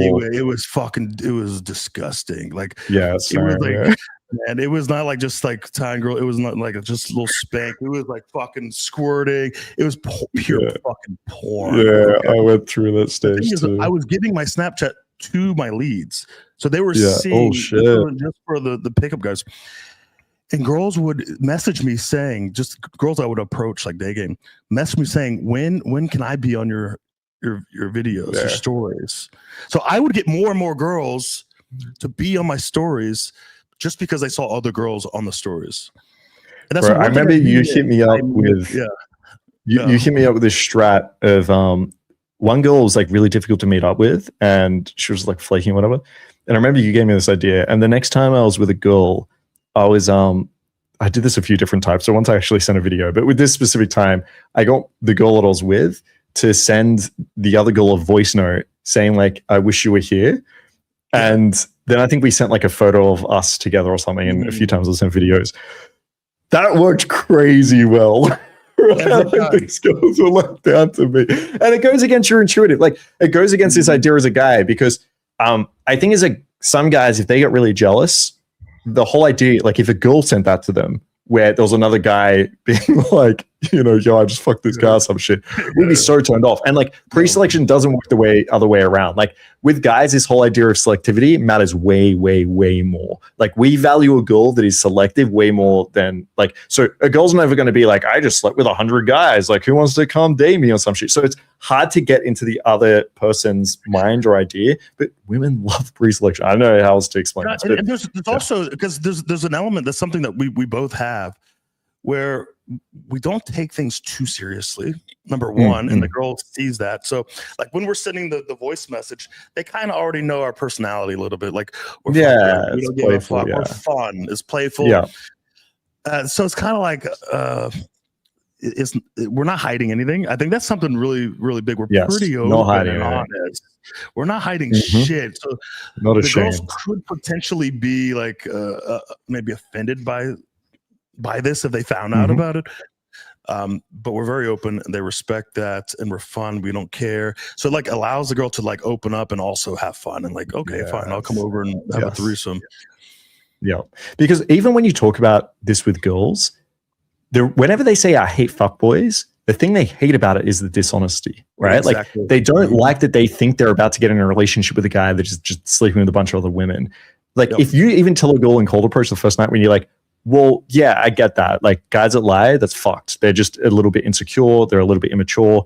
I have a lot of casual relationships. I'm just open about it. It's funny. The girls will oftentimes be like, yes, why can't they just be honest? Like, I have no problem with blah, blah, blah. And it's like, okay, 100%. So it's clear these guys are just lying. That's how I disarm, there's all these questions about how do you like answer, reply to this or this. I'm like, I just go, hey, listen, I'm a degenerate. I'm a fuck boy. This is what I do. Like, I just want to let you know, like, this is who I am. Yes, I'm a sex god. Okay, that's like the perks. You know what I mean? But I have to be honest. Like, that's who I am. Like, just like casually have sex. I have a lot of women. They love me. I love them. That's just the way it is. It just disarms them, and they just accept it. So like, okay, I respect that. Yeah. And guess what? You don't have to like lie all the time and try to like keep. I don't know, bro. It's so exhausting when I hear guys do that shit and they're like, yeah, all my goals say, oh, bro, like that. Why set yourself up with a full-time job? Okay. Relatability. So I've pulled this up a bit earlier because we just spoke about disagreeableness, and someone asked, don't girls like when you have similarities? They do, right? Finding niche things that you guys share is something that builds attraction, right? 100%. The difference here is going to be how it's perceived. If it feels like it's actually genuine or it's fake, right? So the Taylor Swift example, silly example, but if you're like, oh yeah, I love Taylor Swift too, she's awesome. The girl's like, okay, you're just not selective. You're just trying to impress me. You think that if you're nice and you just validate everything I say, you think I'm going to like you, you come across as soft, a fucking pussy, blah, blah. Now, if you actually were like, I don't know, it's a bad example, but some big Taylor Swift fan, and she's like, I love Taylor Swift. And you're like, actually, I just went to a concert. It was great. Yeah, there's going to be like some likability that happens with these niche topics. Instead of Taylor Swift, I'd prefer it to be sexual. I'd prefer to say like, oh, you have this kink? Yeah, me too, right? You like to be tied up? I love tying girls up. Like that type of relatability is going to be much better. So I'd try to find similarities on topics that are actually like attractive. But other examples could be jobs, right? Like I've had guys that are like network engineers and like, you know, IT guys. It's boring to me. I don't give a fuck. But sometimes they'll meet a girl that is like, oh yes, I'm in this field of AI and blah, blah, blah. They're like, oh, you said, I'm listening to the Infield. I'm falling asleep. But this girl's so engaged and just loves this and she wants to talk about it and it's cool. And it's like, yeah, awesome. Like some likability, some relatability is going to be really nice. Even like we grew up in the same town is also really big, right? You have some understanding there. But don't force it. Don't be like a, oh, I love Taylor Swift pussy. So like relatability is important. It can build a lot of attraction. Similarities are cool. It just shouldn't be from a place of desperateness, if that makes sense. Yeah, I don't find myself really finding any relatability with any girl at all. Like I feel like I'm like very different from a lot of women. If anything, I just, you know, I create the relatability between us, maybe. I feel like the relatability happens from the girl's perspective because you understand her. So she feels like, oh my God, we're like the same person, but she feels that because you understand who she is, as opposed to like, so giving a shitty example again, like Taylor Swift, you may be able to understand why she really likes Taylor Swift without having to actually like Taylor Swift. Yeah. Yeah. So I think the relatability is like understanding her emotions and what she's thinking and why she's thinking what she thinks. But the sex, I think that's obviously like, I mean, she's a brat. I'm a brat tamer. Ooh, you know, that's very important. Like I have like Lana Del Rey. You know, like I have the Lana Del Rey tattoo. If she's really into Lana Del Rey, I know all the songs. Like that's like instant fucking connection right there. Yeah. But yeah. Relatability, good. Cool. Yeah, socially aware. I feel like this is a threshold type of thing. Yeah. So I'll use this as not like incredibly socially intelligent because I feel like that would be S tier, but like socially aware, more of a threshold type of thing. I think is what we'll use it here. And in which case I'll put it like a B. What are your thoughts there? I think if women perceive you or label you as it's so socially aware, like social intelligence as well, like socially aware social intelligence. Yeah, I'm not sure how to label this because I have like understanding her psychology later on as well. Well, I think that's different than that is different. That is different. Yeah. Okay. Yeah. Maybe we can rank it a bit higher and treat it as like social intelligence. I can see like when a lot of women will meet a guy and perceive him as maybe retarded socially, or low social awareness, low social intelligence. And I noticed this immediate, almost arrogance or arrogance over the guy, like, yeah, fine, and you're just a dumbass. Sorry to interrupt. Dude, I was gonna say, just on that point, like, do you hear their tone change? Is that what it is for you and the girls? Because that's what I noticed. Yeah. And I could go in and talk to the girl, and she could identify that I have high social intelligence, high social awareness, and all of a sudden her tone is different. And now there's like we could talk on the same level now. Okay. We could speak on the same level. And with other guys, they're going to go, this guy's a fucking idiot. Again, he could be an engineer. He could be from Harvard. You know what I mean? She could be McDonald's cashier. To her, you are a retard if you have like low social awareness, low social intelligence, right? So they like, to them, what like intelligence might be a little bit different. So they're going to treat you very differently. They're going to talk to you with like they're above you, an arrogance.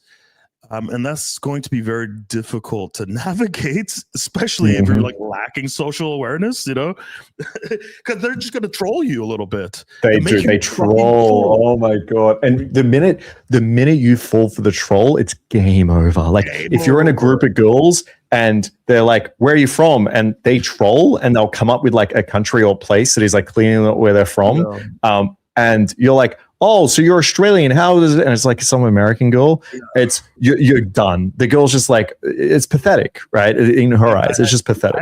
I had Infield, a student in Infield, where he like early on got duped, and the whole he spent like 15 minutes getting trolled, and at the end she's like, oh no, thank you, bye bye. And it's like, what happened here? It's like, she thought you were a fucking retard. You know what I mean? Like straight up.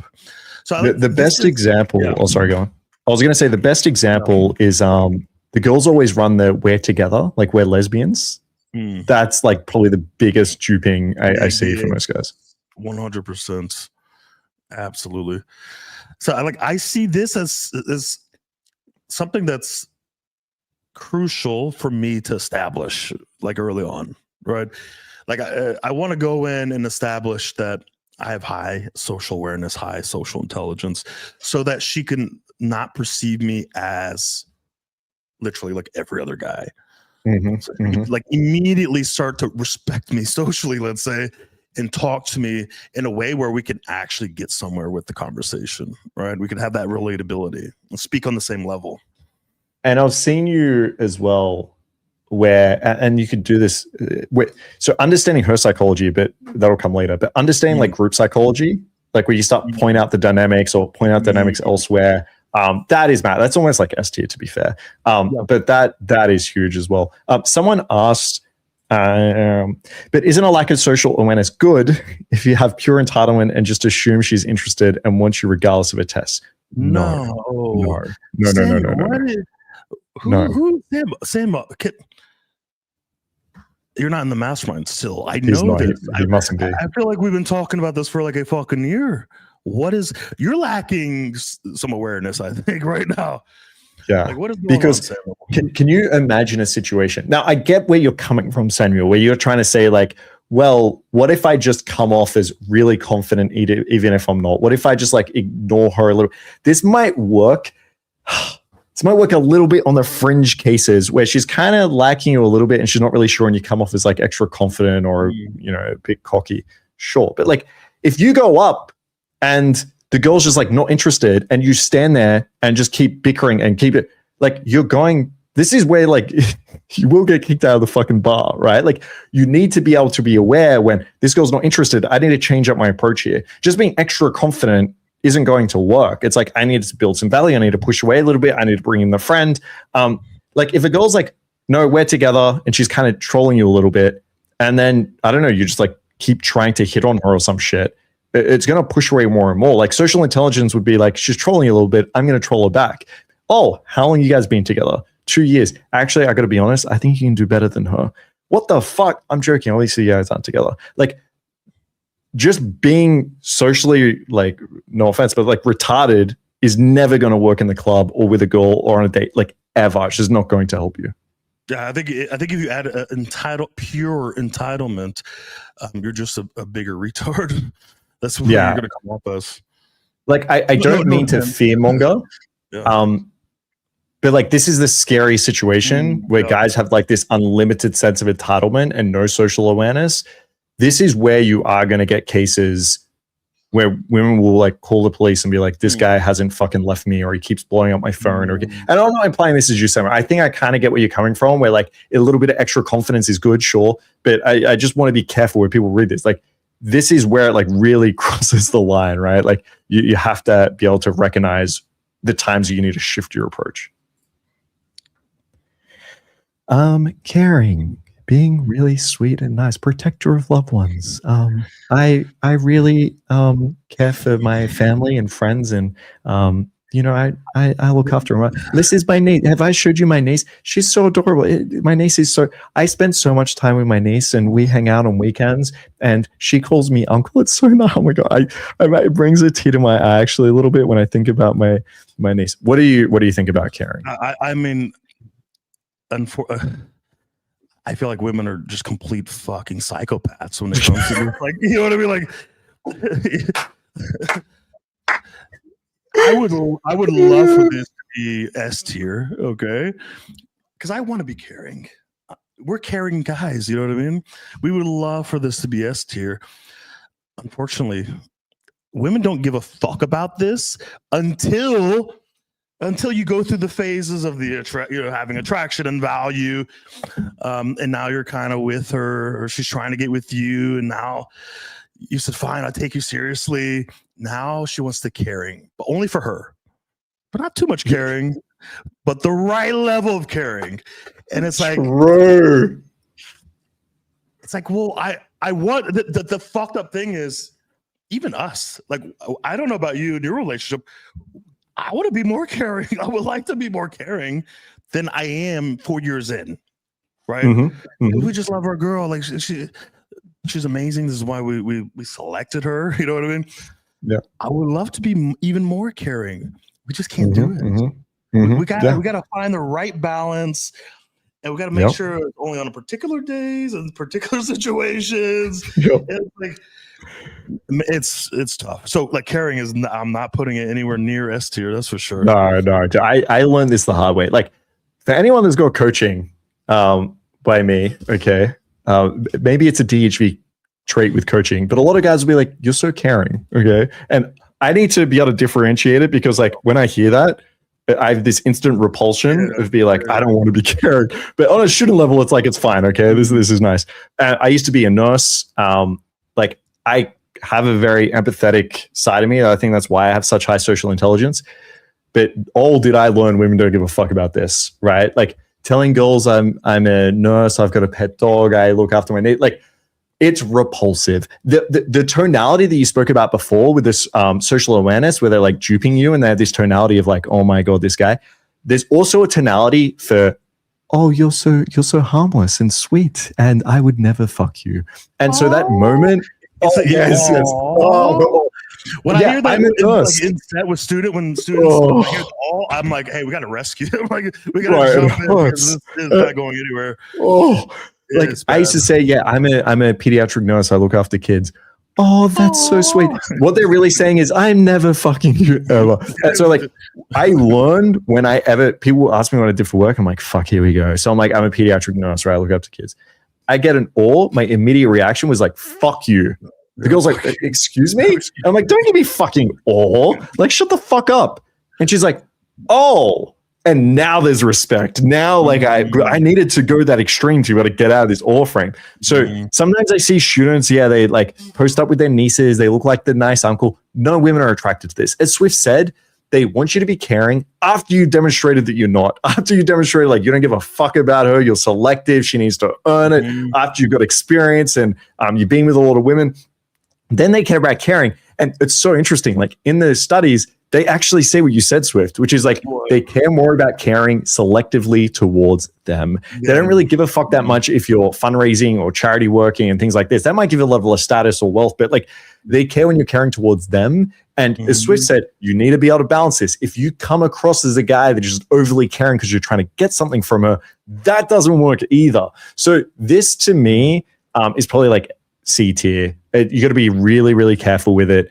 You need to come across as this guy first before you show the caring. When women say they want a nice guy, they want a fuckboy that is then nice to them, is really what they're saying. So yeah, be really careful. Yeah, who had the pre-selection, a little bit of status. Yeah, and 100% won them over. There's a lot of tears that were involved. You don't care about me. Finally, you give in. All right, baby. You know, let me care for you a little bit sometimes. You know, so like I think the opposite of caring, and like I've had students where they were not caring at all into the relationship, and they were in fact cold, and that's like one extreme. And even then, it's like, okay, well, sometimes it's not like that could work a little bit.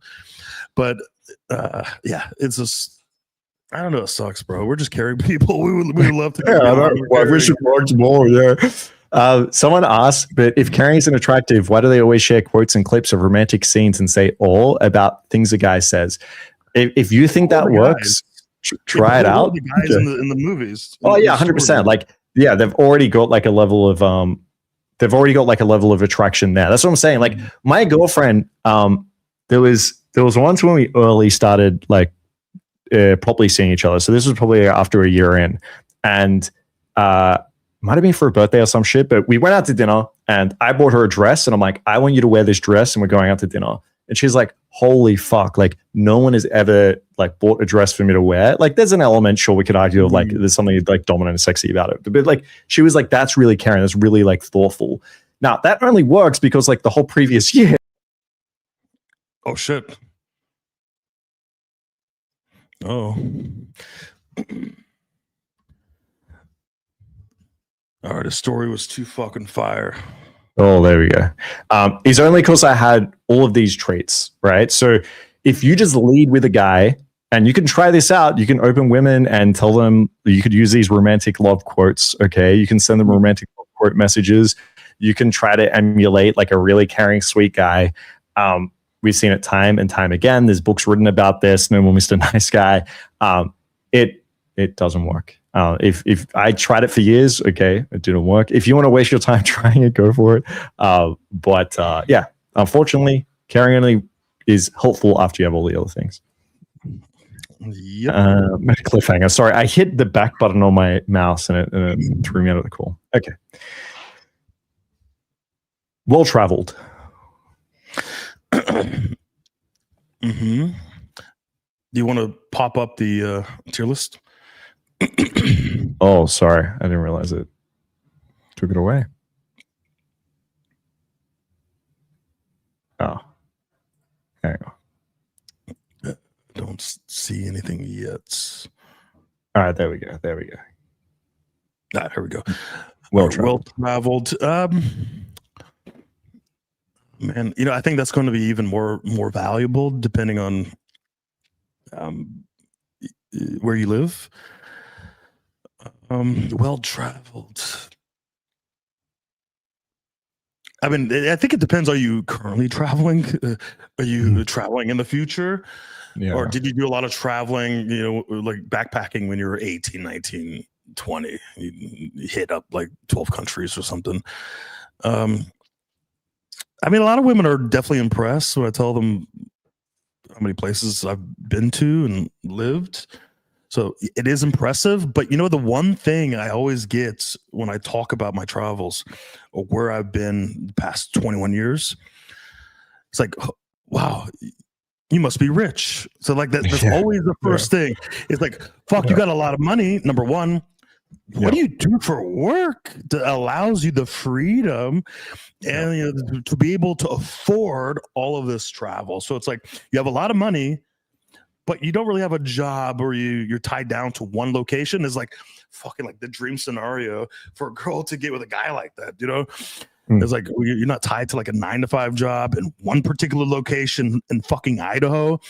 And you're just traveling the world whenever you want. You have that freedom. I think freedom is very important. But also with that freedom, girls get to have all these different experiences all around the world. So I think like I remember so many times in night game where I just brought up the traveling thing, and the girls like hooked onto that, like, oh my god, how do you have that freedom, and what do you do for work and all this, and it's like, listen, look, if we were together, can you imagine our life together? You know what I mean? Like traveling around, we were in Bali here, Dubai here, you're on the beach here. We get to go to Jordan to look at this and the pyramids, and like their eyes just fucking light up. So that is incredibly appealing to women. So it's like, is it current like traveling? Is it like a freedom? Or is it like you backpacked years ago when you were 18 years old? And I think that matters.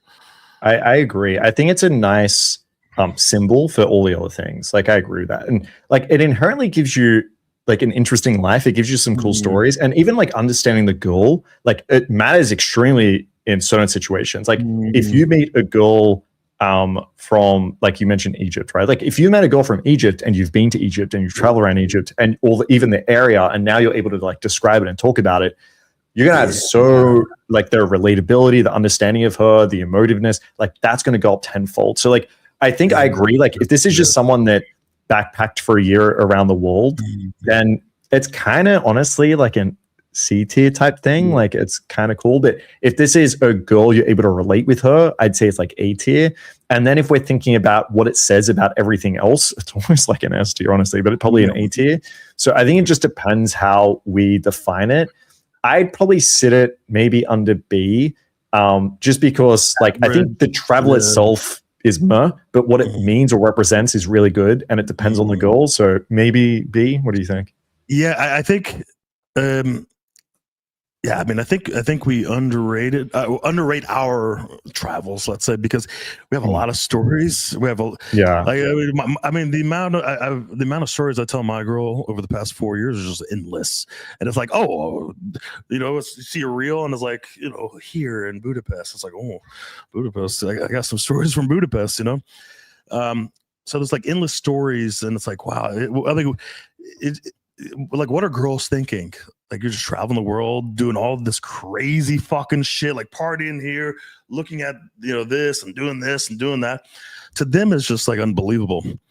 And also, you can, like you said, I meet a Ukrainian girl. Like, oh yeah, I was in Kiev. I left because of the war. Like the bombs were fucking dropping. I had to leave. And you also understand people a lot more, or the archetype of woman from that particular country a lot more. So that helps you understand her and game her better. Yeah, 1000%. Samuel said, I don't know if we should get responses to this.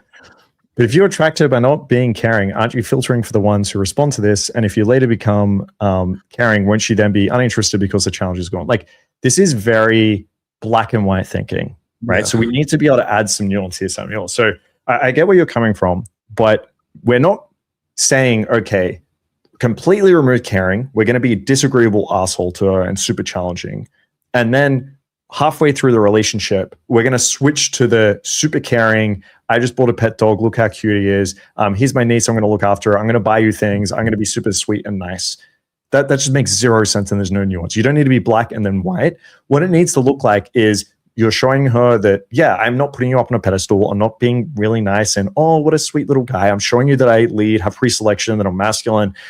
You can still be a little bit caring within that, obviously. Like, if I will still go up to the bar and buy her a drink if we're out on a date. I'm not going to be like, no, you buy your own fucking drink, bitch. So there's elements of that, but that's not going to be like the leading part of my personality. And then as the relationship evolves, yes, you're going to be like nice and sweet and caring to your girlfriend at times. And that's going to be part of who you are. But it's just not this black and white thing. And so I think a lot of times guys try to lead with caring, and they try to lead by, look how nice I am because you said you want a nice guy. That's not going to work. That's why it's in C here. Just because it's in C doesn't mean that you should be a psychopathic asshole to every girl and treat her like shit.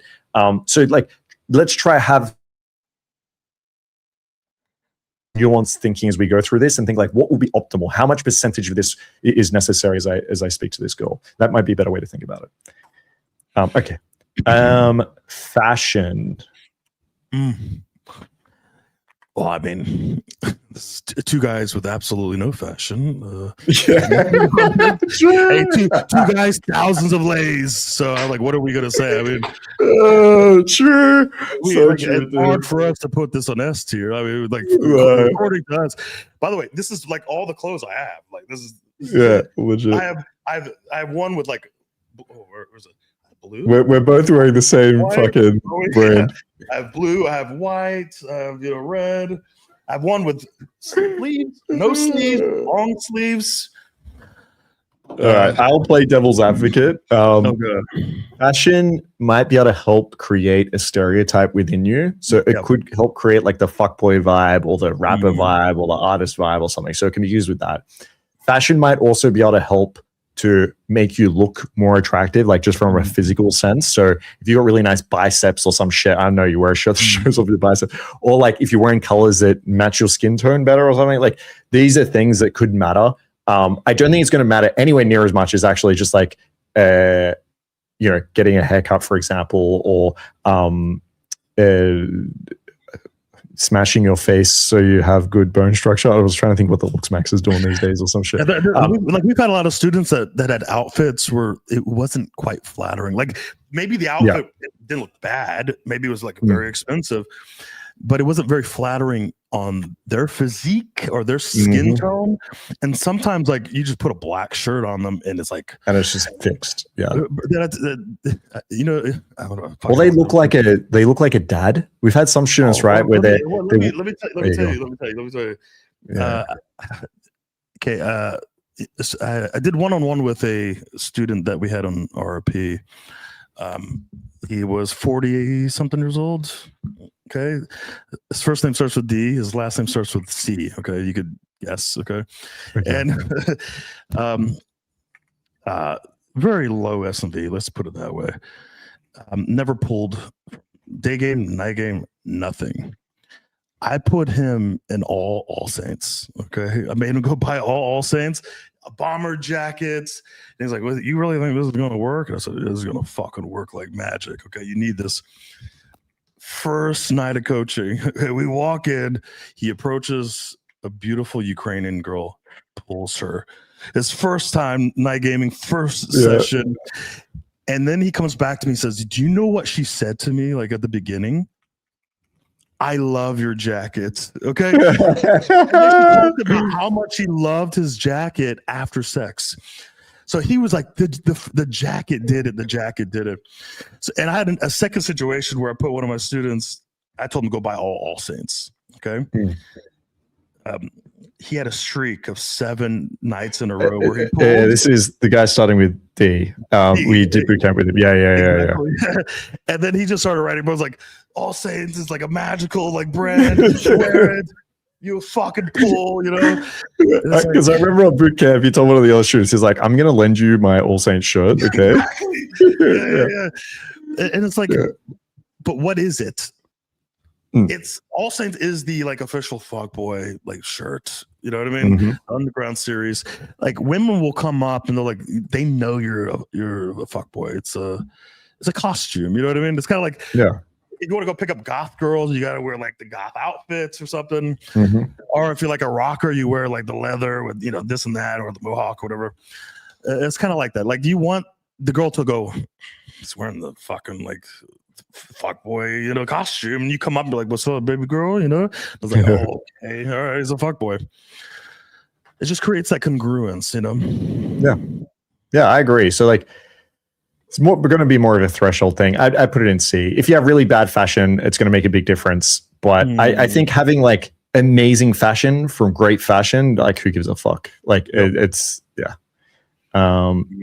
ambition. I think ambition is actually more important than money, I would say. Like I think ambition does more for you in terms of attraction, because it just demonstrates so many other things, right? It comes off as more masculine. It comes off as you having more status or more perceived potential status. I would much rather like have a student that might not even be that successful right now, but can passionately talk about how they're going to be huge one day, as opposed to a student that's just like moderately doing okay. And he's like, yeah, I'm an IT guy and I make, 150K a year and it's nice. So I think ambition's important, but obviously not important as actually just having it, right? Like actually having the status. So maybe put it as like B. Yeah, fair enough. Yeah. Good listener. Yeah, I think this one is really underrated. Yeah, really under fucking rated, because like if I would reflect back on like what are my best skills or like traits, like a good listener is always in the top. It's like it was one of the top 5, let's say. And I don't know, I just like, it helps me to like look at students who aren't very good and see like the bad listeners and what that does to the interaction and how the girls react to bad listening versus when we actually improve that, we teach them how to be a very good active listener, and how that immediately changes the interaction like that, right? It makes a huge fucking difference. And also when you're a good listener, you're actually like paying attention and you're listening to what she has to say, and you're getting all this information from her and learning about her, which is going to help you, move the interaction forward. Yeah. Or like build attraction a lot better, efficiently. Yeah, I couldn't agree more. I think sometimes people hear good listener and what they think is an agreeable listener. There's a big difference, right? You listen really well and then you choose what to do with that information, right? Some people think good listener just means like, oh, that's really nice. Oh, amazing, really cool. And you just like validate everything the fucking girl says. No, good listener. Even the girls know that you're not actually listening when you're doing that. True. Yeah. I feel like the biggest problem I see with students is when they have a structure, which I think is good, right? But sometimes they'll have a structure and the structure doesn't involve the listening part. It just involves what they're going to say. And so what it sounds like is, what do you do for work? The girl says something and they don't listen to a fucking thing. And they immediately say, that's different to what I do. And the girl's like, what is it? Blah, blah, blah, blah, blah, blah, blah, blah, blah. And they'll just try DHV. And like what you're really missing is she just told you what she did for work. That tells you so much about who she is as a person, so much about her archetype. And this is an opportunity to judge her. Right? Are you going to be selective right now? Is that job actually good? Do you think she should be in that job? Do you think she should be working? Do you think that, she should have gone further? There's so much you can say on that. And you're right. Like, I think people get so universally focused on what they're doing that it makes them anxious. It makes them in their head. It makes it hard to come up with things to say instead of just listening more. So I want to put this in A, although I'm really tempted to put it in S, to be honest. But I think A is a good spot. I would say A. And I've seen so many student interactions end early, because the girl realizes he's not even listening. And you could tell that she's like slowly checking out and finding the exit, right? You can see it on her face. Like she's trying to say something, I'm really listening. And then she starts to speak less and invest less and invest less. And now the student's like, man, it's hard to get compliance. It's hard to get like an investment from the girl. And it's like, yeah, because you could have been talking to a fucking wall. You know what I mean? Like, what do you need the girl for? For what? Yeah. And also, sometimes girls say shit that's actually like interesting and that you can like actually like fuck the routine. I'm going down this path and talking about this interesting topic. And it's like, well, let's go down that path. It's more interesting. And she likes it. It's like her favorite topic, whatever. Like it's her interest. I could take this down a road where I could eventually sexualize, or I could talk about my experiences with that. I could create like relatability. I could use a pre-selection. So if you're not like listening, you can't really calibrate on the spot and move the interaction in different ways. Yeah, 1,000% agreed. Masculinity. Oh, this is just fucking ST. We can do a stream just on masculinity. But yeah, again, there are studies to support this, like lower voice, calmer speaker. This kind of goes into like status and leadership. Even there's a really interesting study as well that found that they interviewed feminists, right? And all of these girls were like, yeah, we hate when guys are sexist. And the study actually looked into this. And in action, they actually prefer when guys are sexist. So they look at benevolent sexism. So like the guy going and buying the fucking drink, the guy pulling out your chair and telling you to sit down, the guy like opening the fucking door and walking through and holding it for you. All these girls were like, that's sexist and we don't like it and we want equality. Yet all these girls were attracted to it. It was a really interesting study. So yeah, I mean, we know this. The biggest thing women are missing, you speak to any fucking girl, they can find a guy with fame, with status, with fucking a six pack. They can find a guy with money, all this shit. Like what women are really struggling with these days is finding a guy that can tap into their masculinity. And it's such an easy thing to be able to do. You don't need to spend years of your life trying to become a famous DJ. Like this is so attainable. It's so attractive. I could talk about this for a fucking hour, but yeah, obviously this is S tier. Yeah, it's like a really in decline in the West. Like I've been away from the USA for a while, but like it's crazy. Like if you go to other parts of the world and then come back to USA, it's like if you're in the USA, it's easy game. Like you guys have a fucking good. You guys are lucky. True.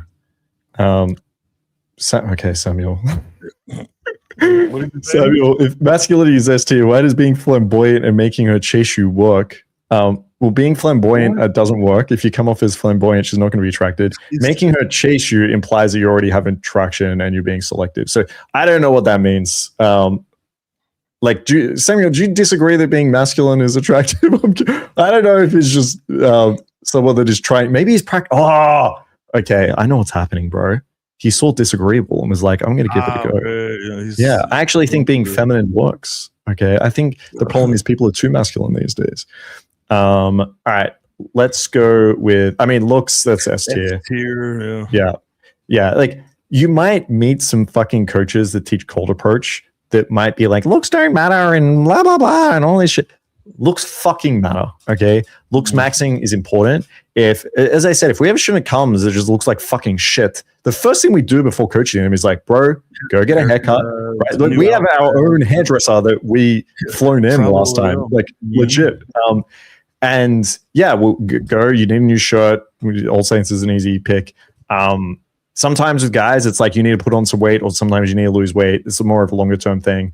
But yeah, looks like we're not retarded. Looks fucking matter. They make a big difference. They help out a lot. But at the same time, okay, it's not the most fucking important thing. You're not fucked if you're not a 10 out of 10. You don't need to go to a massive extreme lengths of trying to do like 10 different surgeries or something like that. So yes, looks are important. They're S tier, but they're not the most important thing. As I said before, even all the studies show this, okay, it's not the most important thing.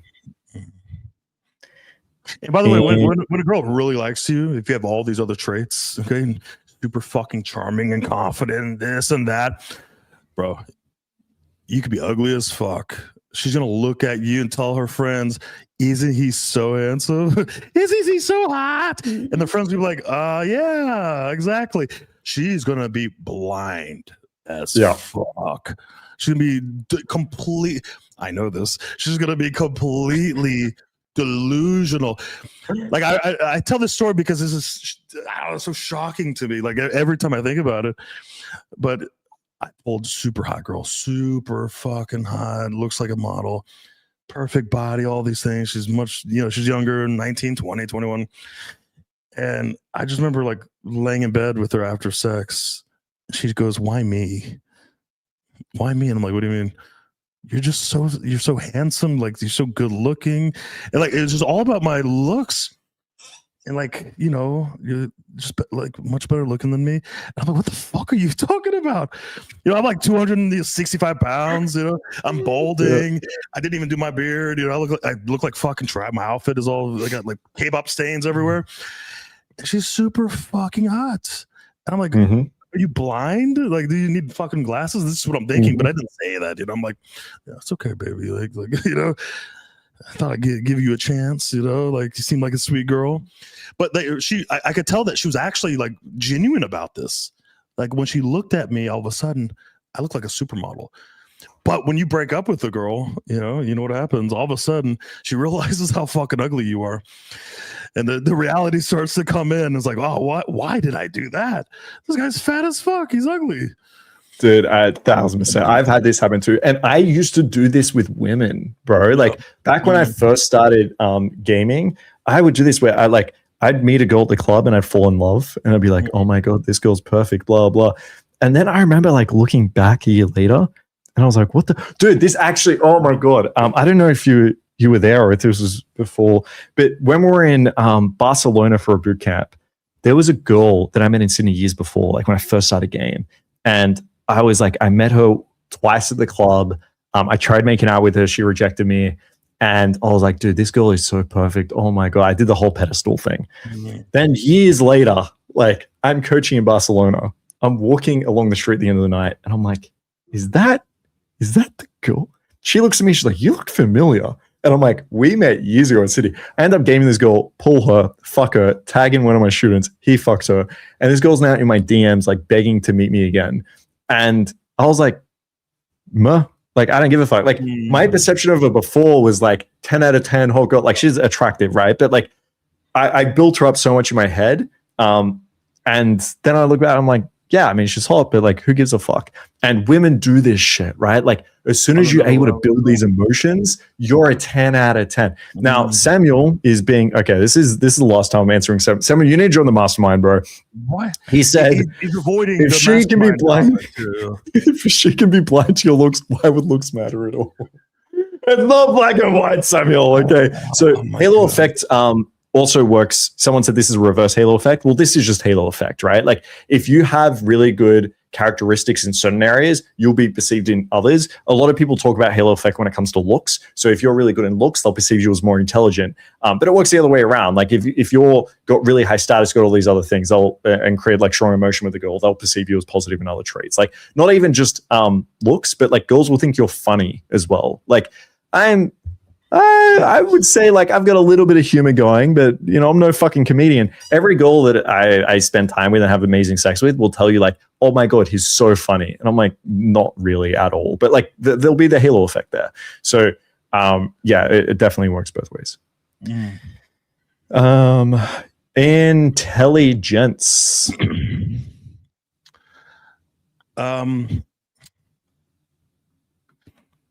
I think it depends on. I think it depends on what the intelligence is. You know what I mean? Like, yeah, true. We have a lot of them. I'm a rocket engineer, and yeah, 100%. Like no girl's gonna be like, oh, he does calculations and good. Yeah. Oh my God, the way he figured out that math formula and just wrote X equals. Oh my God, that. Yeah. So it's I think I feel like perceived. Yeah, good. I was going to say like perceived intelligence is important. So there's a couple of studies that look at SAT scores. I think that's an American thing. And women claim that they like find men who get high scores as like more attractive and things like that. So like women care more about intelligence than men. Yeah, exactly. But then like, yeah, 100%. So like, I think it's like a perceived thing. And I think it's required to have these other things first. If you are just an intelligent guy and that's it, like, no one's going to be like, oh my God, Albert Einstein. I just wanted to like ride that guy. So yeah, the other things are going to be important. This is more like, I would see it as like a bonus. If you're an attractive guy and then you can show your intelligence, then it's going to increase attraction. If you're just unattractive in most of these things and you were like top 1% in intelligence, that's not going to be enough to build anything there. So like, I would put this maybe in like C or B type category. Yeah. I'll let you decide.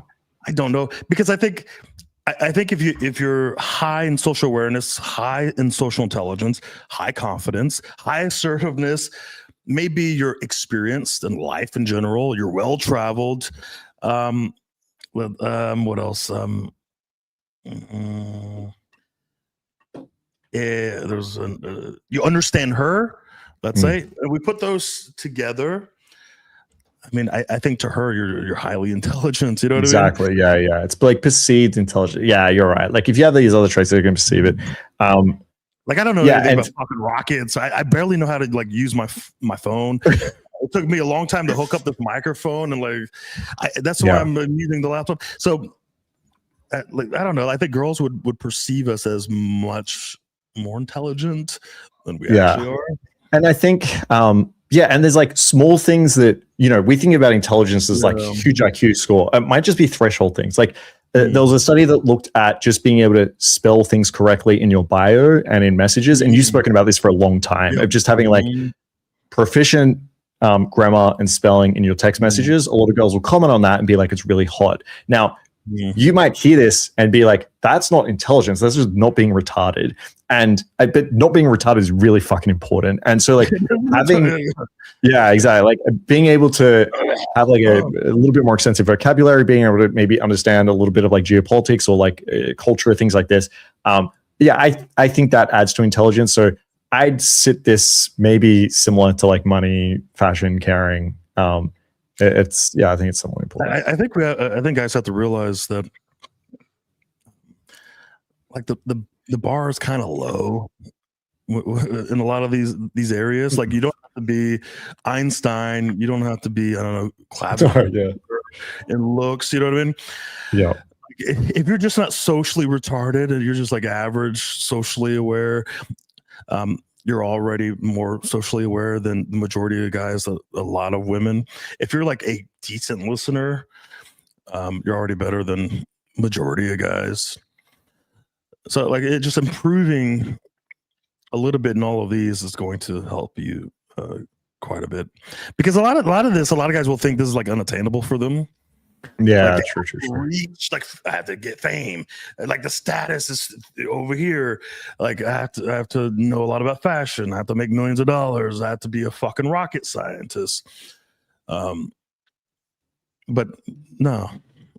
Actually, do you know what? For that reason, I want to take fame out of S tier, because I don't want people to see this and be like, "Oh, I need to be famous." Like it's not attainable. I would never coach a student and be like, "Yes, let's make you famous." Like if you are already famous, perfect, S tier. But like if we're thinking about what DHV should I work on, then I don't want that there. Actually, I don't even know where to put it. I say B. I say we put it in the middle. Yeah, B, because like look, 99.9% of you're not going to reach fame. Yeah, and it's not even going to be something that you should even like think about. No, exactly. Yeah. Well, yeah. Well said. Fit is a fitness expert. Where would you put this, Swifty? Oh, this is. I think this is higher than I don't know. A lot of guys are gonna be like, "Well, you're really fucking fat, and women like you."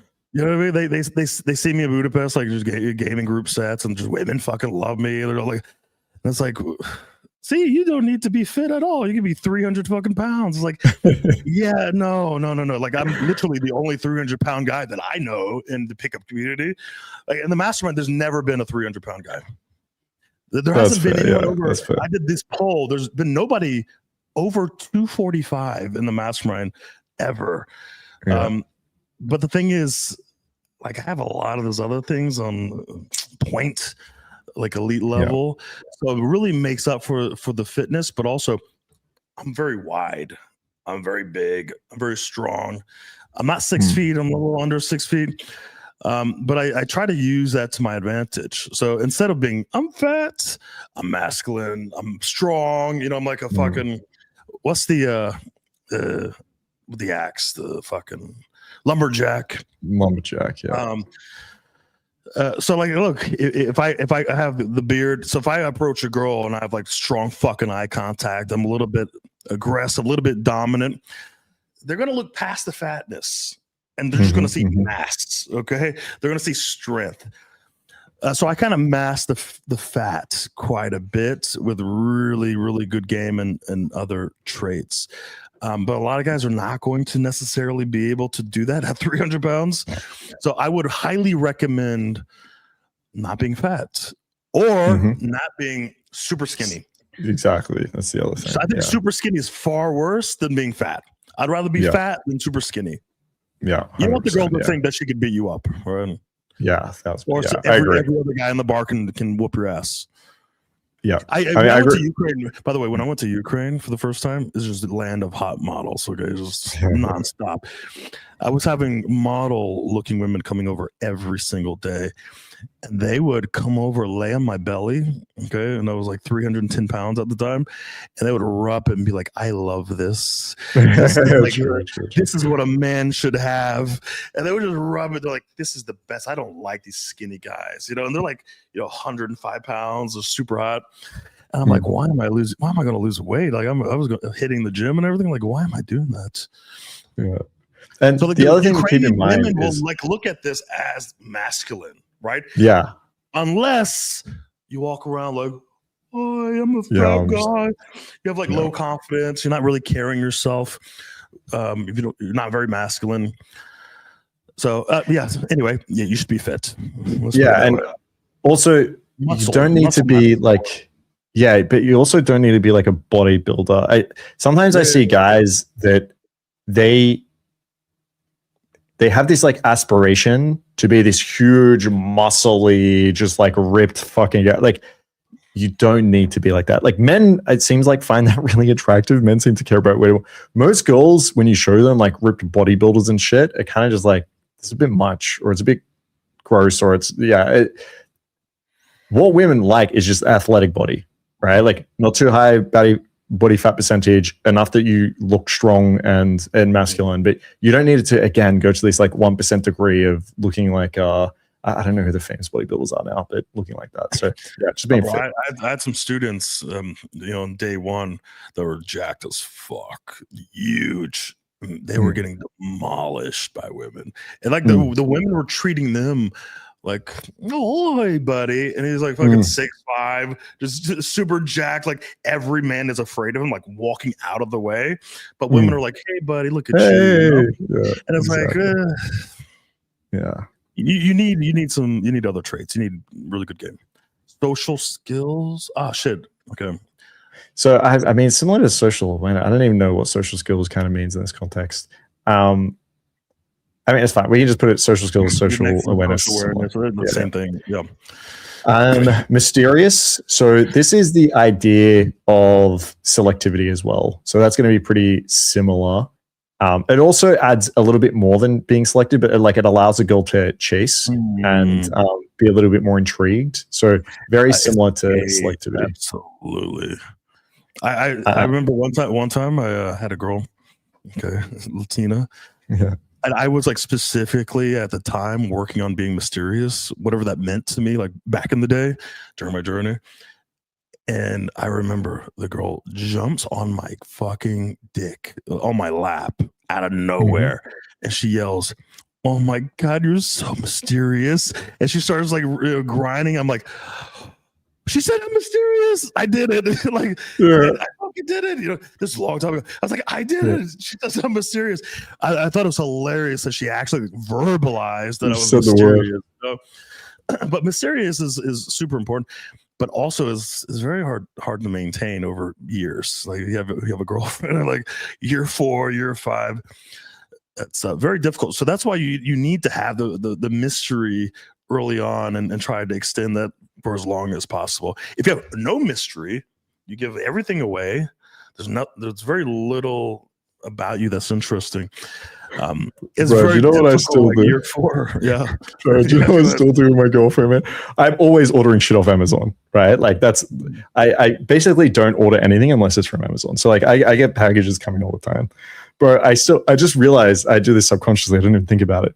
But every time a package comes, I'll grab it and I'll purposely like kind of show my girlfriend I got a package, and she'll be like, "Oh, what'd you get?" And I'm like, "Oh no, it's nothing. Don't worry about it." She's like, no, what did you get? Put it in the closet and then I'll be like, oh, I can't wait to open this. Like, I'll get kind of excited about it.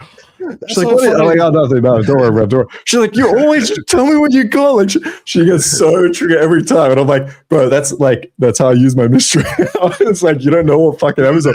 Or sometimes I'll get something. She'll go to look at it. And I'm like, no, don't look at that. She's like, what? And she knows I'm fucking with her, but she can't help it. And I'm like, yeah, mystery. I do that with my girl with like GoCheck or Uber delivery. Yeah. I do like medicines and shit. She's always like, "Ooh, what is this?" It's exciting. Listen, don't fucking open that. Exactly. Okay? Yeah. Don't do that. Give it to me. I'm gonna set it here. Okay, It's gonna be here for the next few days. You promise you will not even look that way. And I'll just leave it here for a few days. But women know what we're doing, but it's still interesting. It's still fun. Yeah, it's exciting. It's exciting. Be honest, okay? Had enough of you. Be honest. Is immediately getting the mastermind worth it for someone who hasn't even started approaching? Or is it smarter to use all the resources available and do a 3-month challenge, for example? Oh, yes. Do everything else, okay, outside of UMP. Yeah, exactly. Yeah. Go spend your time hours on YouTube looking at videos that give you contradictory advice to what actually works. Go listen to the videos that tell you to be nice and doing the whole time, your whole fucking life. Why don't you do more of that? Yeah, it works, right? It works. I mean, obviously, look, it is incredibly worth it. The point where you can make the most progress possible is at the start of your journey. And the point that you can fuck up and have to go back and relearn everything is at the start of your journey. I can't tell you the amount of guys that come into the mastermind and say like, damn, honestly, there's so much I have to unlearn. Like, I won't use his name. One of the guys I was on a call with just recently, I do like one-on-one calls with him. He's like, dude, I got to be honest with you. Fucking RSD fucked me up. I was like, he's like, I did a boot camp with, who's that little like squirrely guy that he's like, say it again. Justin? No. Max. The main RSD guy. What's his name? With the beard. Tyler. Yeah. He's like, I did a boot camp with him. He's like, he forced me into it on one of the like free things. He's like, you need a boot camp, you have to do it. And he's like, I was pressured to sign up in front of everyone. He's like, I paid a bunch of money for like a 1-day thing. And he's like, he watched one of my interactions. That was it. Apparently it was like a bunch of students. He watched one of his interactions and was like, yeah, you just need to be like, just approach more or something. I don't know what the fuck he said. And he's like, yeah, like a lot of that kind of fucked me up and I kind of unlearned stuff. So 100, like the best time to come in is now. We have resources literally for guys that are just starting out. Like we start with your lifestyle, start with your fashion. Then we give you, there's a 90-day challenge in there around cold approach or around texting. And we have like beginner courses for you to actually work through. So you have the right things to actually learn the quickest you can right now so you don't have to. And by the way, it's fucking, dude, it's so ridiculously cheap, right? Like you get a 2-week free trial so you can come in and check it out. And then you're paying like $70 a month. Like that's it. You get access to us, to all our information. We're on calls and we do it that way because we want a community in there, right? Like we want guys to be able to help each other out and to grow through it. So it's, by the way, I just kept it like so affordable. Like it's insane that you are. One mastermind member reached out to me to tell me he got to 400 lays, 400 closes. Okay. He's been in the mastermind since the beginning. He's only paid $69 a month. That's it. Yeah. The only thing he's ever paid for is $69. He came in 8 lay count. He's at 400. 400. 400. All he does is he goes in, he reads the material, tries things out, he makes a post, he joins the lives, he asks for feedback. That's it. Yeah. It's like ridiculous.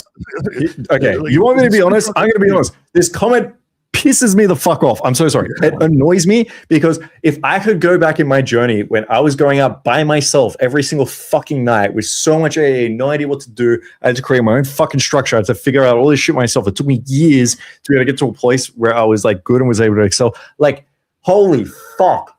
If I had a place like the Mastermind where it's like, the best information in the fucking world by 2 guys that have done this for over 10 years with students that have so much fucking experience and success. And then to be able to say like, should I just go try and like suffer and do this by myself?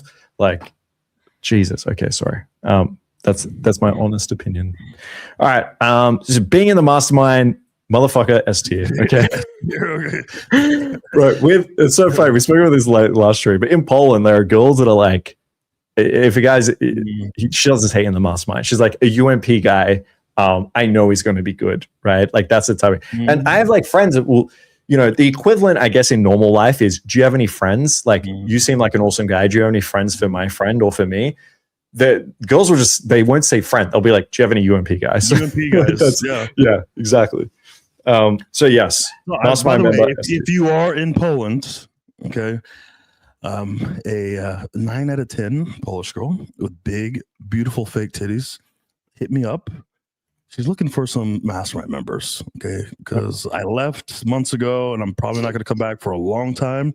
So if anybody is interested, okay, it'll probably be the hottest girl you've ever fucked, okay? Join the Mastermind, okay? That's part of the deal. Join the Mastermind. You get 2 weeks for free. If you stay after the 2 weeks, you get to fuck one of my girls, okay, in Poland. You can fly there. You can fuck my girl. She'll be glad. So that's good value. Okay? This is good value. It's the best pussy you'll ever have. Trust me. What do you think about humor? Yeah, I think humor is important, but humor is important, but it's less valuable if you're missing a lot of other traits. You know what I mean? Yeah, plus, like you're funnier. The more attraction and the more attraction she has for you, the funnier you are. So, like, I don't know, you're a stand-up comedian when you've built up levels of attraction with her. Yeah. But also, and I think you could like really like there's situations where you could just not be funny at all. Exactly, you could be a little bit more serious, more masculine, like hyper fucking masculine. And there's women that would just fucking love that. Yeah. Straight up.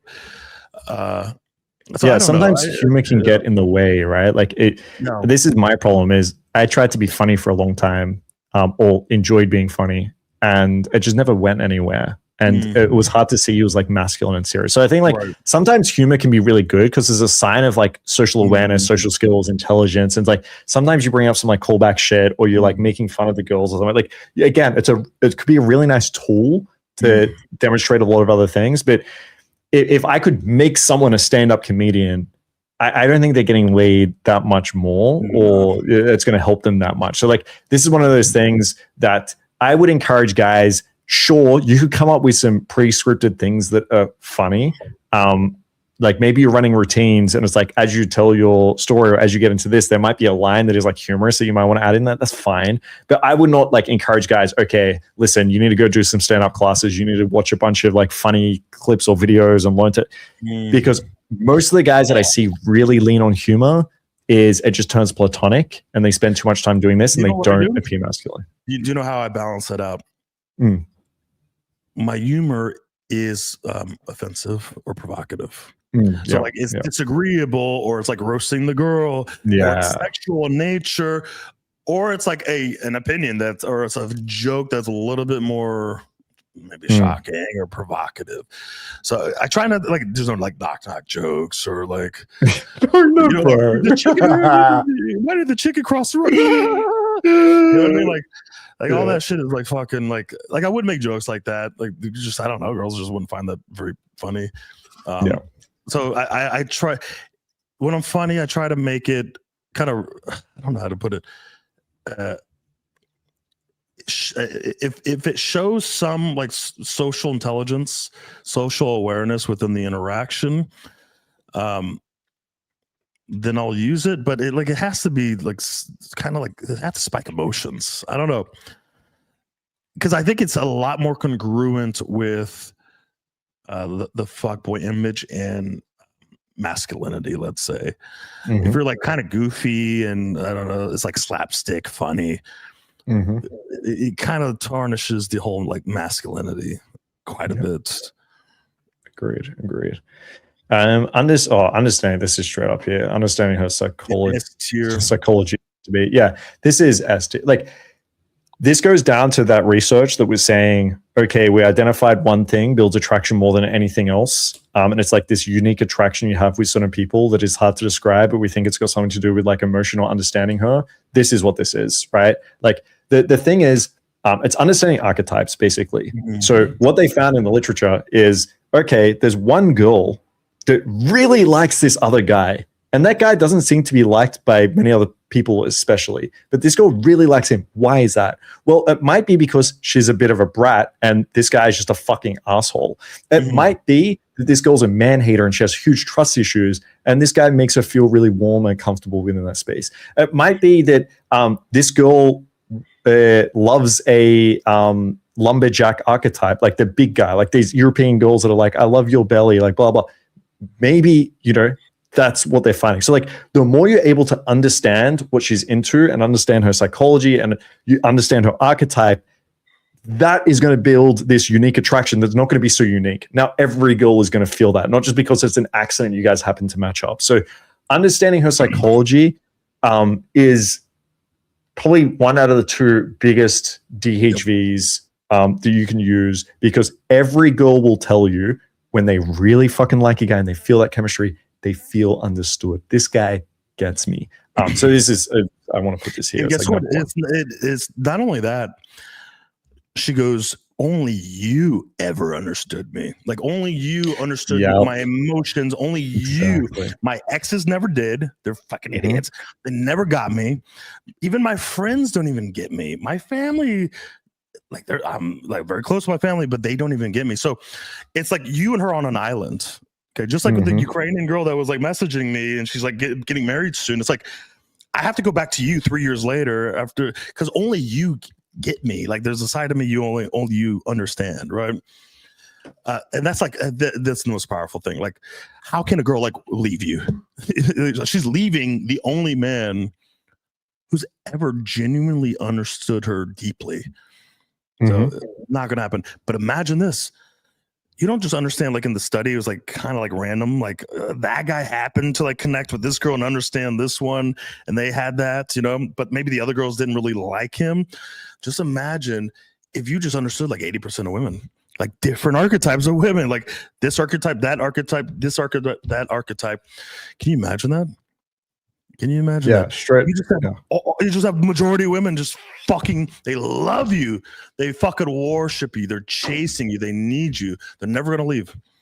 They're leaving their future husbands for you, Yeah.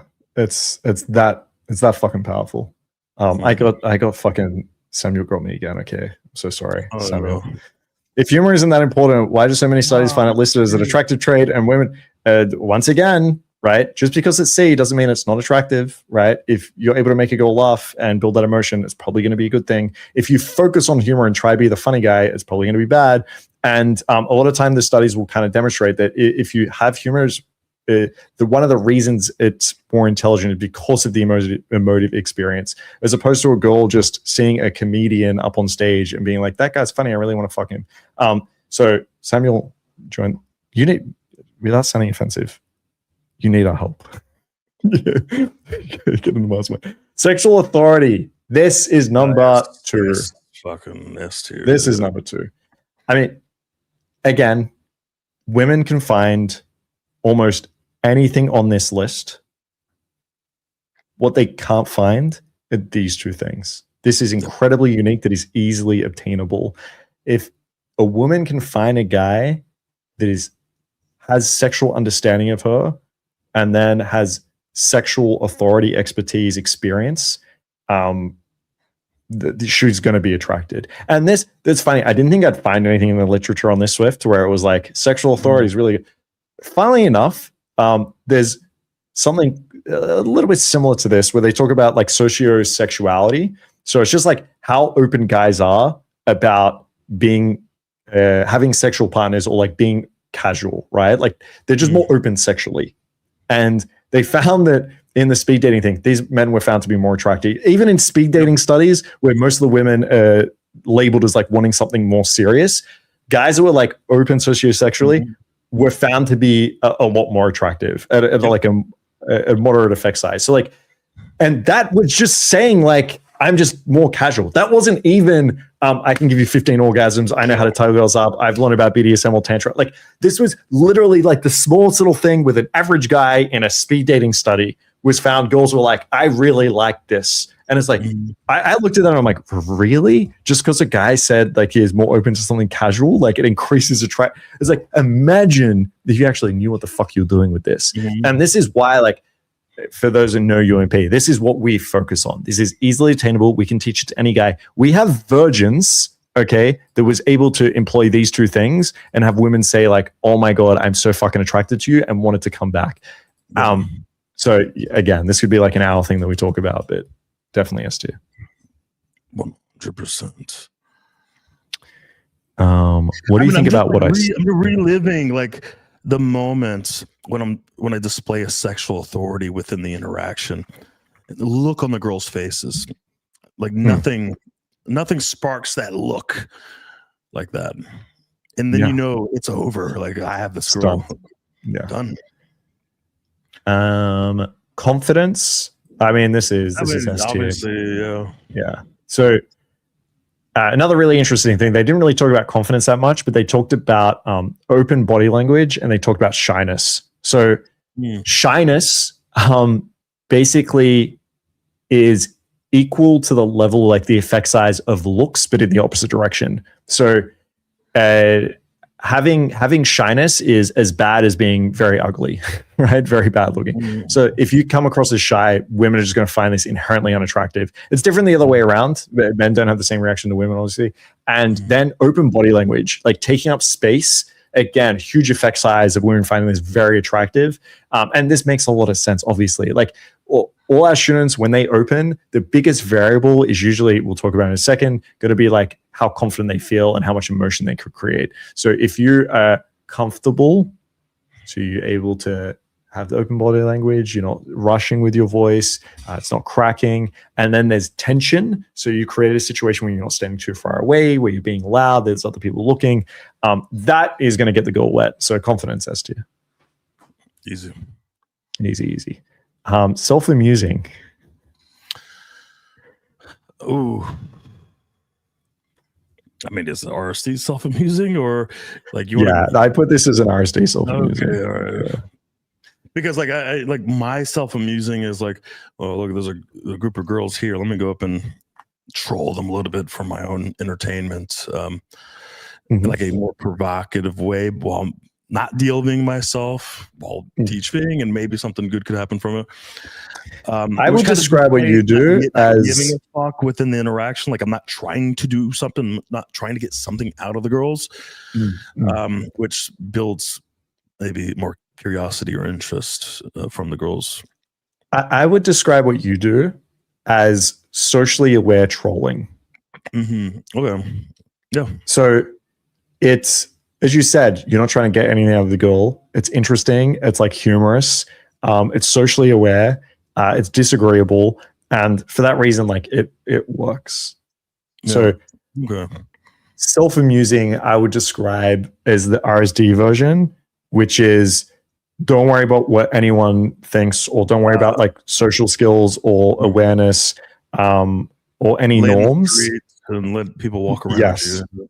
And as long as you find it entertaining or fun, doesn't matter anything else whatsoever. Doesn't matter if it makes you look like a fucking psychopath.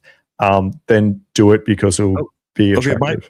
My first experience in like pickup guys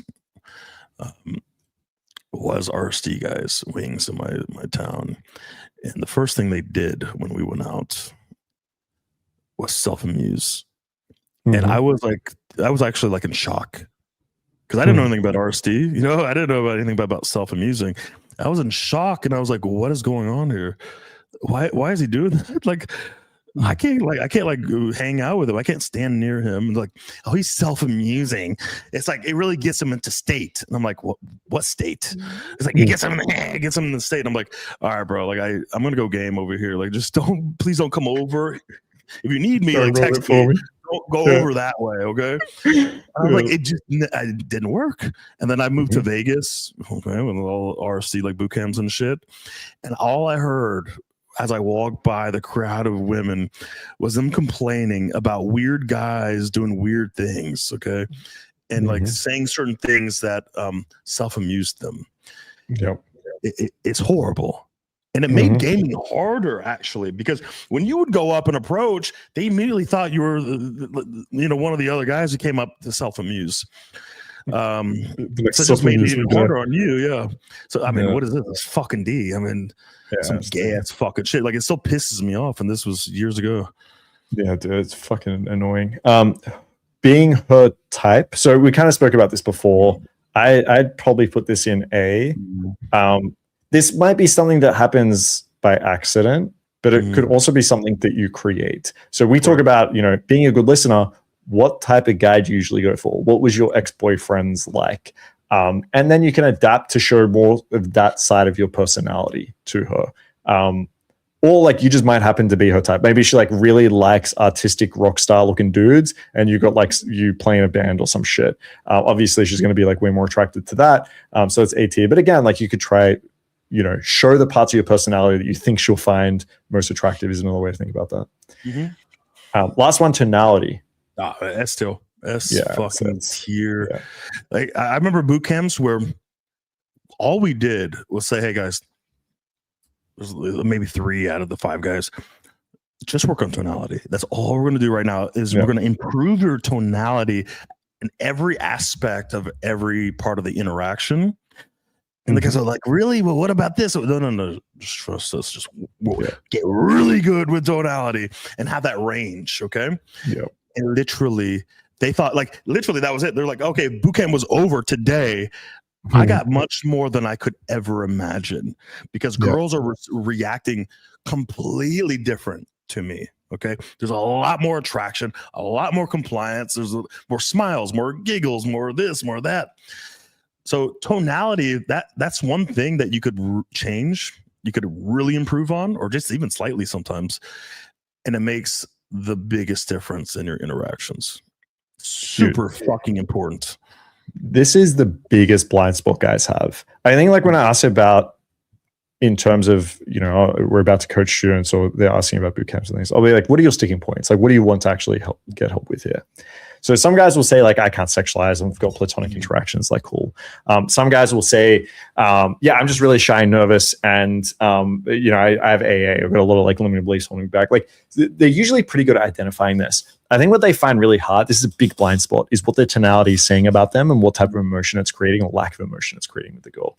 And there's a lot of information out there online about tonality from other coaches, but the only thing they ever talk about is don't have a high inflection, right? If you say your name, don't say, my name's Marcus, as if I'm asking you a question, just say, my name's Marcus, and have a downward tone. That's the only thing they ever speak about. And then I have students that are like, no, tonality is not a problem for me at all. And they'll go up to the girl, they'll be like, hey, I'm Marcus. Nice to meet you. Girl's like, yeah, nice to meet you. I'm Claire. What do you do for work? Girl's like, oh, I do this. Oh, that's pretty interesting. Yeah, I do this. And like, they just talk like in this very monotone, downward tonality. And it is boring. It is so boring. And it's hard to have like expressive emotion. You sound like a fucking robot. And it's because all you're thinking about is like, I didn't want an upward inflection. Upward inflection sometimes is amazing, right? If I want to create some curiosity, I'm using an upward inflection. Hell, wait, where are you from? Like, you can use that. And that's actually really powerful. And now the next time you say, no, don't fucking lie to me.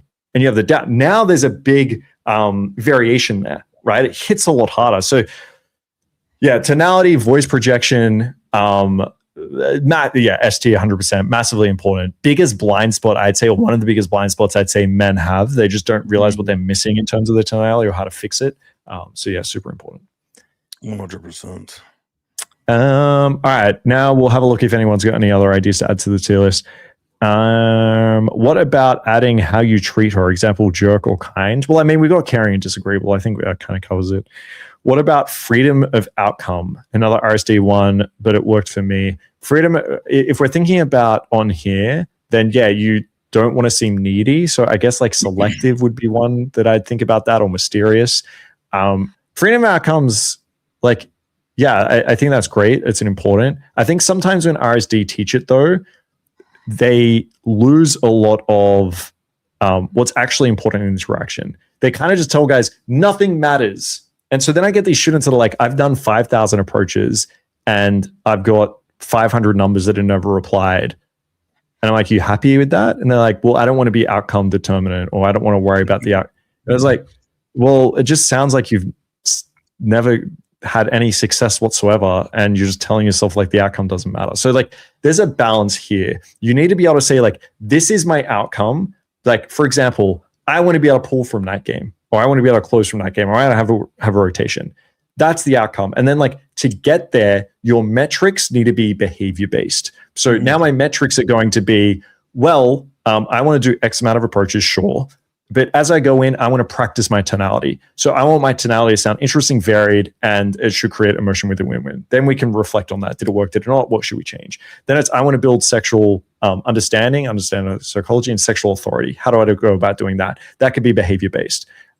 And then you're slowly progressing towards your goal. So like if I'm in the set, I'm not sitting there being like, I didn't pull this one goal, so like I'm going to be so outcome fucking worried about. No, the outcome should be, did I practice the behaviors that are going to get me there? So sometimes when I hear RSD, freedom of outcome bullshit, like it can help you cope or be more confident in the moment, but it doesn't actually get you closer towards your goal. There needs to be a balance between the two things. Yep. Height. Yeah, height I just put in with looks. We might do a whole like looks-based thing now that looks maxing is getting big and do a whole thing on that. But height, yes, it's important. It matters. But like same with everything else. It's not the only determining factor. If you're short, we have a guy in the mastermind short that probably has top 10 lead count in our mastermind, like hundreds of women, and he's short. So like, yes, height matters, but it's not determinant. So it will go under looks. Makes sense. Thanks, Mark. No worries. I feel like RSD is kind of a dancing monkey type of shit. Yeah, it is. Oh, Samuel, I haven't read this yet.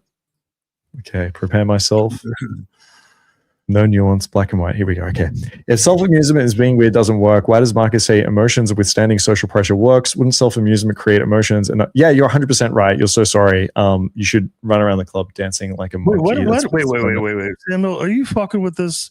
I think at this point he is. He's got to be. It's got to be. Hold on, wait. This is okay. Maybe he's this is like a self-amusement thing, like trigger. If self-amusement and being weird doesn't work, okay, all right. Self-amusement, all right, whatever. Why does Marcus say emotions and withstanding social? Wouldn't self-amusement create emotions? Okay, yeah. What emotions? I don't know. I was like, I gamed with all the RSD guys back in the day. I know what emotions that created within women. It was like, ew, like what the fuck? That's cringe and weird. Like, is he? I don't know. Like, what is this guy going to do? Like, this is not like in a positive way or a mysterious way. It's like, yeah, like let me get away from this guy. And they're going off and talking to other girls like, what the fuck is going on with these weirdos? Are they like autistic and Are they creeps? I don't know if that's the emotion I would like to like create within women, because they may say these guys don't care about women. they really don't care, and they could withstand like social pressure, but they're fucking creepy as shit. I don't know how you're gonna go from difference that to like building attraction. There's a difference between withstanding social pressure and not understanding that social pressure is there, right? There's a big difference. So you can have a guy that walks out on the street naked and has schizophrenia and is like throwing his shit at people. That guy isn't withstanding social pressure. He doesn't know there's any social pressure there. He doesn't understand it. He's totally unaware, right? So the guy's dancing around like monkeys or what is it, crab dance or something. Like women aren't like, man, that guy is like assertive, strong, and he can deal with the social pressures of the world. They just think like this guy doesn't get this weird, cringe, and creepy. No one likes it. It's odd. So what I'd prefer to do is instead of dancing around like a monkey, I will speak to the girl loudly so that other people can hear. I will use expansive body language to take up space. And then I'm going to be relaxed. So the girl looks at me and says, okay, this guy's socially calibrated. He's confident. He's staying with the norms of society. And yeah, it's an attractive quality to have. But if I was schizophrenic and throwing my shit around the room, no girl's going to be like, what a masculine man. He doesn't care what anyone thinks about him, right? Like they're missing the social awareness. They're missing the calibration.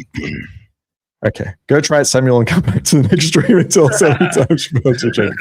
Yeah, true. So I don't want to, yeah. The thing is, I don't know how much Samuel's trolling or not. I feel like you're not, so I don't want to be mean. Like, honestly, Samuel, it sounds like you've been kind of corrupted with a lot of information, and it sounds like none of this is kind of being tested, and you sound a little bit, junkie. Yeah, a bit theory junkie and a bit scared to try anything, right, is the impression that I get. Because we're giving you a lot of information that works, And instead of being like, okay, I'm going to try that and see how I go, I think one of the coping mechanisms is I'll stay on the internet, I'll stay watching videos and reading shit. And it's that over-analyzing stops me from actually having to go out there and do anything, is kind of the impression I get. So, I mean, that's fine. If you want to keep doing that, you're not going to get anywhere. If you want to actually take some action, then like we can help you with that. But anyway, it's fun seeing your comments at the very least, I guess. So, all right. Anything else we want to add to that? I mean, I think this was a very good tier list. It's pretty solid. I agree. You got anything going on over there? Any plans for the future? Any plans for the future? Yeah, I'm just a very highly ambitious guy. Oh shit. That's just working on my masculinity. I'm gonna look smacks very soon, and not kidding. Not much. Pretty chill over here. I think for one of these streams, I'd like to do specific routines that we tier list. So I was telling guys at the start that one of the Mastermind guys wrote some routines up and one of them tier listed. And then I thought, I feel like we're just going to be bringing it back to these principles to be like, this is a high tier list because it's like sexual authority. So I wanted to just establish first, like, these are the important things. And then we can specifically look at some routines or things to say. And then tier list those. I think would be cool. Yeah, sounds like fun. And then Blue sent me, I think you'll like this, Swift, a tier list for music, for songs to play while fucking, or like sexual songs, I think maybe what he said. I think that'd be cool. Yeah, okay. Sexy. Got nothing else, but email has been sent. Yep. Boot camp. Oh yeah, boot camp. Do we have any spots on boot camps? I think we're closed for New York, but if anyone's interested, just book in a call, send me a message. We can put you on wait lists, or there's also one-on-one available from Swift or I. And then for Budapest, we still have a couple of spots left. So for 4-day program and our rite of passage that we're going to do once a year, there's a couple of spots still left there. So once again, if you're interested, the links should already be in the description. You can book in a call there. Or again, there's one-on-one coaching available from either of us. So if you're interested, book in a call with me. You guys would absolutely fucking love boot camp in Budapest. Oh, dude, it's going to be insane. You guys are going to have so many fucking memories. I mean, yeah, you guys are going to like pull and learn a lot and everything, but it's going to be so much fucking fun. You're going to be shocked. Like halfway through last boot camp, guys were like we could have ended the boot camp and they would have been like they were like, can we write testimonials? It's like, can we get through the fucking boot camp? Yeah, let's wait till we get to the end. We had so much fun. Like, yeah, there's no, like, we had no coaching hours. I was going out until, we were gaming women trying to go to work at like fucking 7 a.m. They're like walking through the office job, and we're like, there's gotta be some girls we could pull, going to work, we could probably like get them to call in sick. And then 2 guys were like competing. Because I forget how many girls I slept with on that 2 weeks, but it's a lot. Yeah, one guy had like 10 plus pulls or something, and it was fun, the rivalry between those 2 guys. Like, one guy would pull, he's like, I'm going the fuck back out. So yeah, dude, that was such a fun boot camp. We had a great time. Some of those guys are actually coming back to Budapest just to come hang out with us for a little bit. Some guys are one guy's jumping on a boot camp again. So yeah, it's going to be a lot of fun. If anyone's interested, hit us up, and we'll have a chat. But the thing is that they'll probably be around for the boot camps. They do talk shit. Okay. Like, they're going to trash talk you a little bit. They're going to pull you in front of you, make direct eye. They may pull you back to the Airbnb, make you sit in the fucking corner, destroy the girl that you approached earlier, that you talked to for 15 minutes while maintaining eye contact. This is how dominant they've become. Okay, that's true. You gotta be careful. It's gotta be. You gotta be careful. They will do that. It's gonna be fucking great. Like, if you guys are like on the fence about it, you need to fucking get a call and take the last spots. When is the boot camp? When is the next boot camp? So we go at one in May. in America. So we'll be there for a few weeks. So hit us up if you're interested around May, June in America. And then in August, we'll be in Europe. 3rd, yeah. So if you're interested around, end of July towards like August, then hit us up. If you're interested in in-person coaching, just book a call in anyway, because we can get you on early wait lists and stuff for our next boot camps, or we travel around a lot. So there's also options for like one-on-one stuff. Nice. Someone said, I've been using Thai routine, it was great, but I'm just sick of it. Yeah, like mix it up, by the way. When it comes to all these routines and stuff, like if you get bored, mix it up. Like I agree with you. I get sick of just running the same shit over and over. So like this is how all like our routines are spawned, because it's like, okay, this works really well and I'm killing it, but let's try something else a little bit different and more exciting. And then you're like, oh damn, this works too, or this works even better, or it doesn't, but at least it was like fun to find out. So yeah, feel free to mix it up. That's the fun part about the fucking game.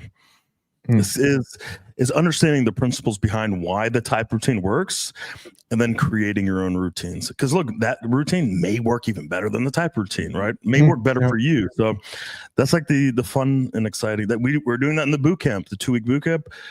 We had all these routines, and we were creating new routines. So students had their own routines. So yeah, go ahead.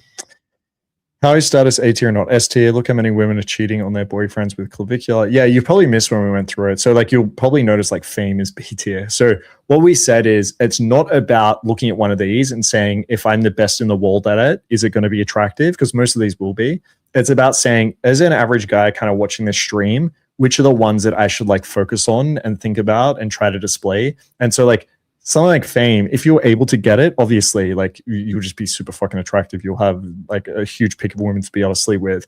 But I would never be coaching a guy being like, because fame can be so powerful, we're going to spend the next like 3 years trying to make you famous. It's just not like that attainable. So something like status, where it's similar, like, yeah, this is kind of cool. We kind of mentioned things like you go to a bar, try to get to know the bartenders, try to get to know security, try to have like a level of status within that place is going to be really important. Obviously, if you're talking about one of the most famous streamers in the world right now, then yes, if you had that, that'd be S tier clearly. But I'm never going to tell guys, oh, look, there's this guy that's a really famous streamer. He seems to be getting a lot of attention. Everyone, I want you to start like working on your streaming ability and become like a world famous streamer. So that's why it's in A, because the micro level can be really powerful and it's attainable, but that sort of macro level status is just not attainable for most guys. Here is a song you can play right now. One Way Black featuring T-Pain. All right, let me play that while we answer these last couple of questions. Is that gonna flag?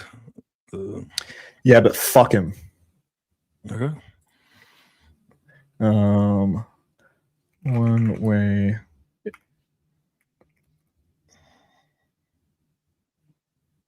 Oh, One Way T-Pain? Did you just add in the word black? All right.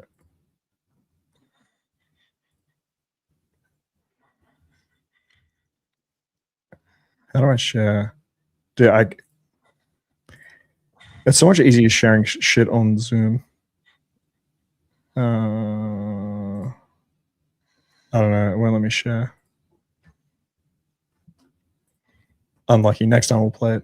Yeah, I think Switch. I think we've played music. It only matters if we're like monetizing the video, which I just took monetizing off our videos so that people don't have to sit through ads. So I think it's fine.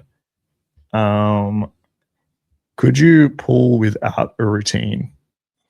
Yeah, but depends what you mean by that. Like, could I pull without the principles or routines based on? Absolutely not. But could I pull without using something that I've already said? 1,000% easy, right? No problem.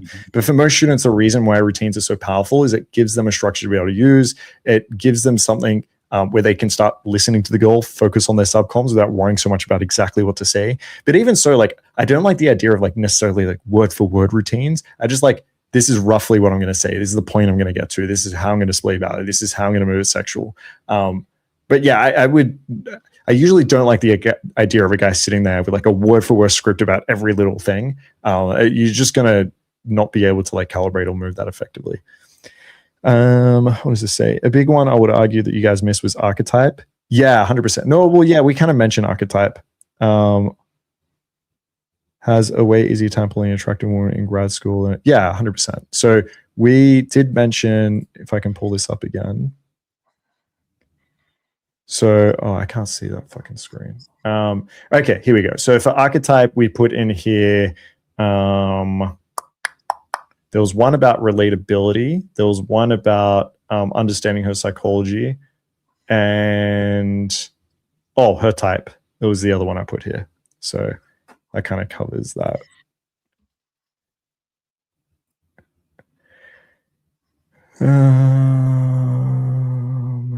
How do I find more routines? I mean, there's 1,000 in the mastermind. You can just go there.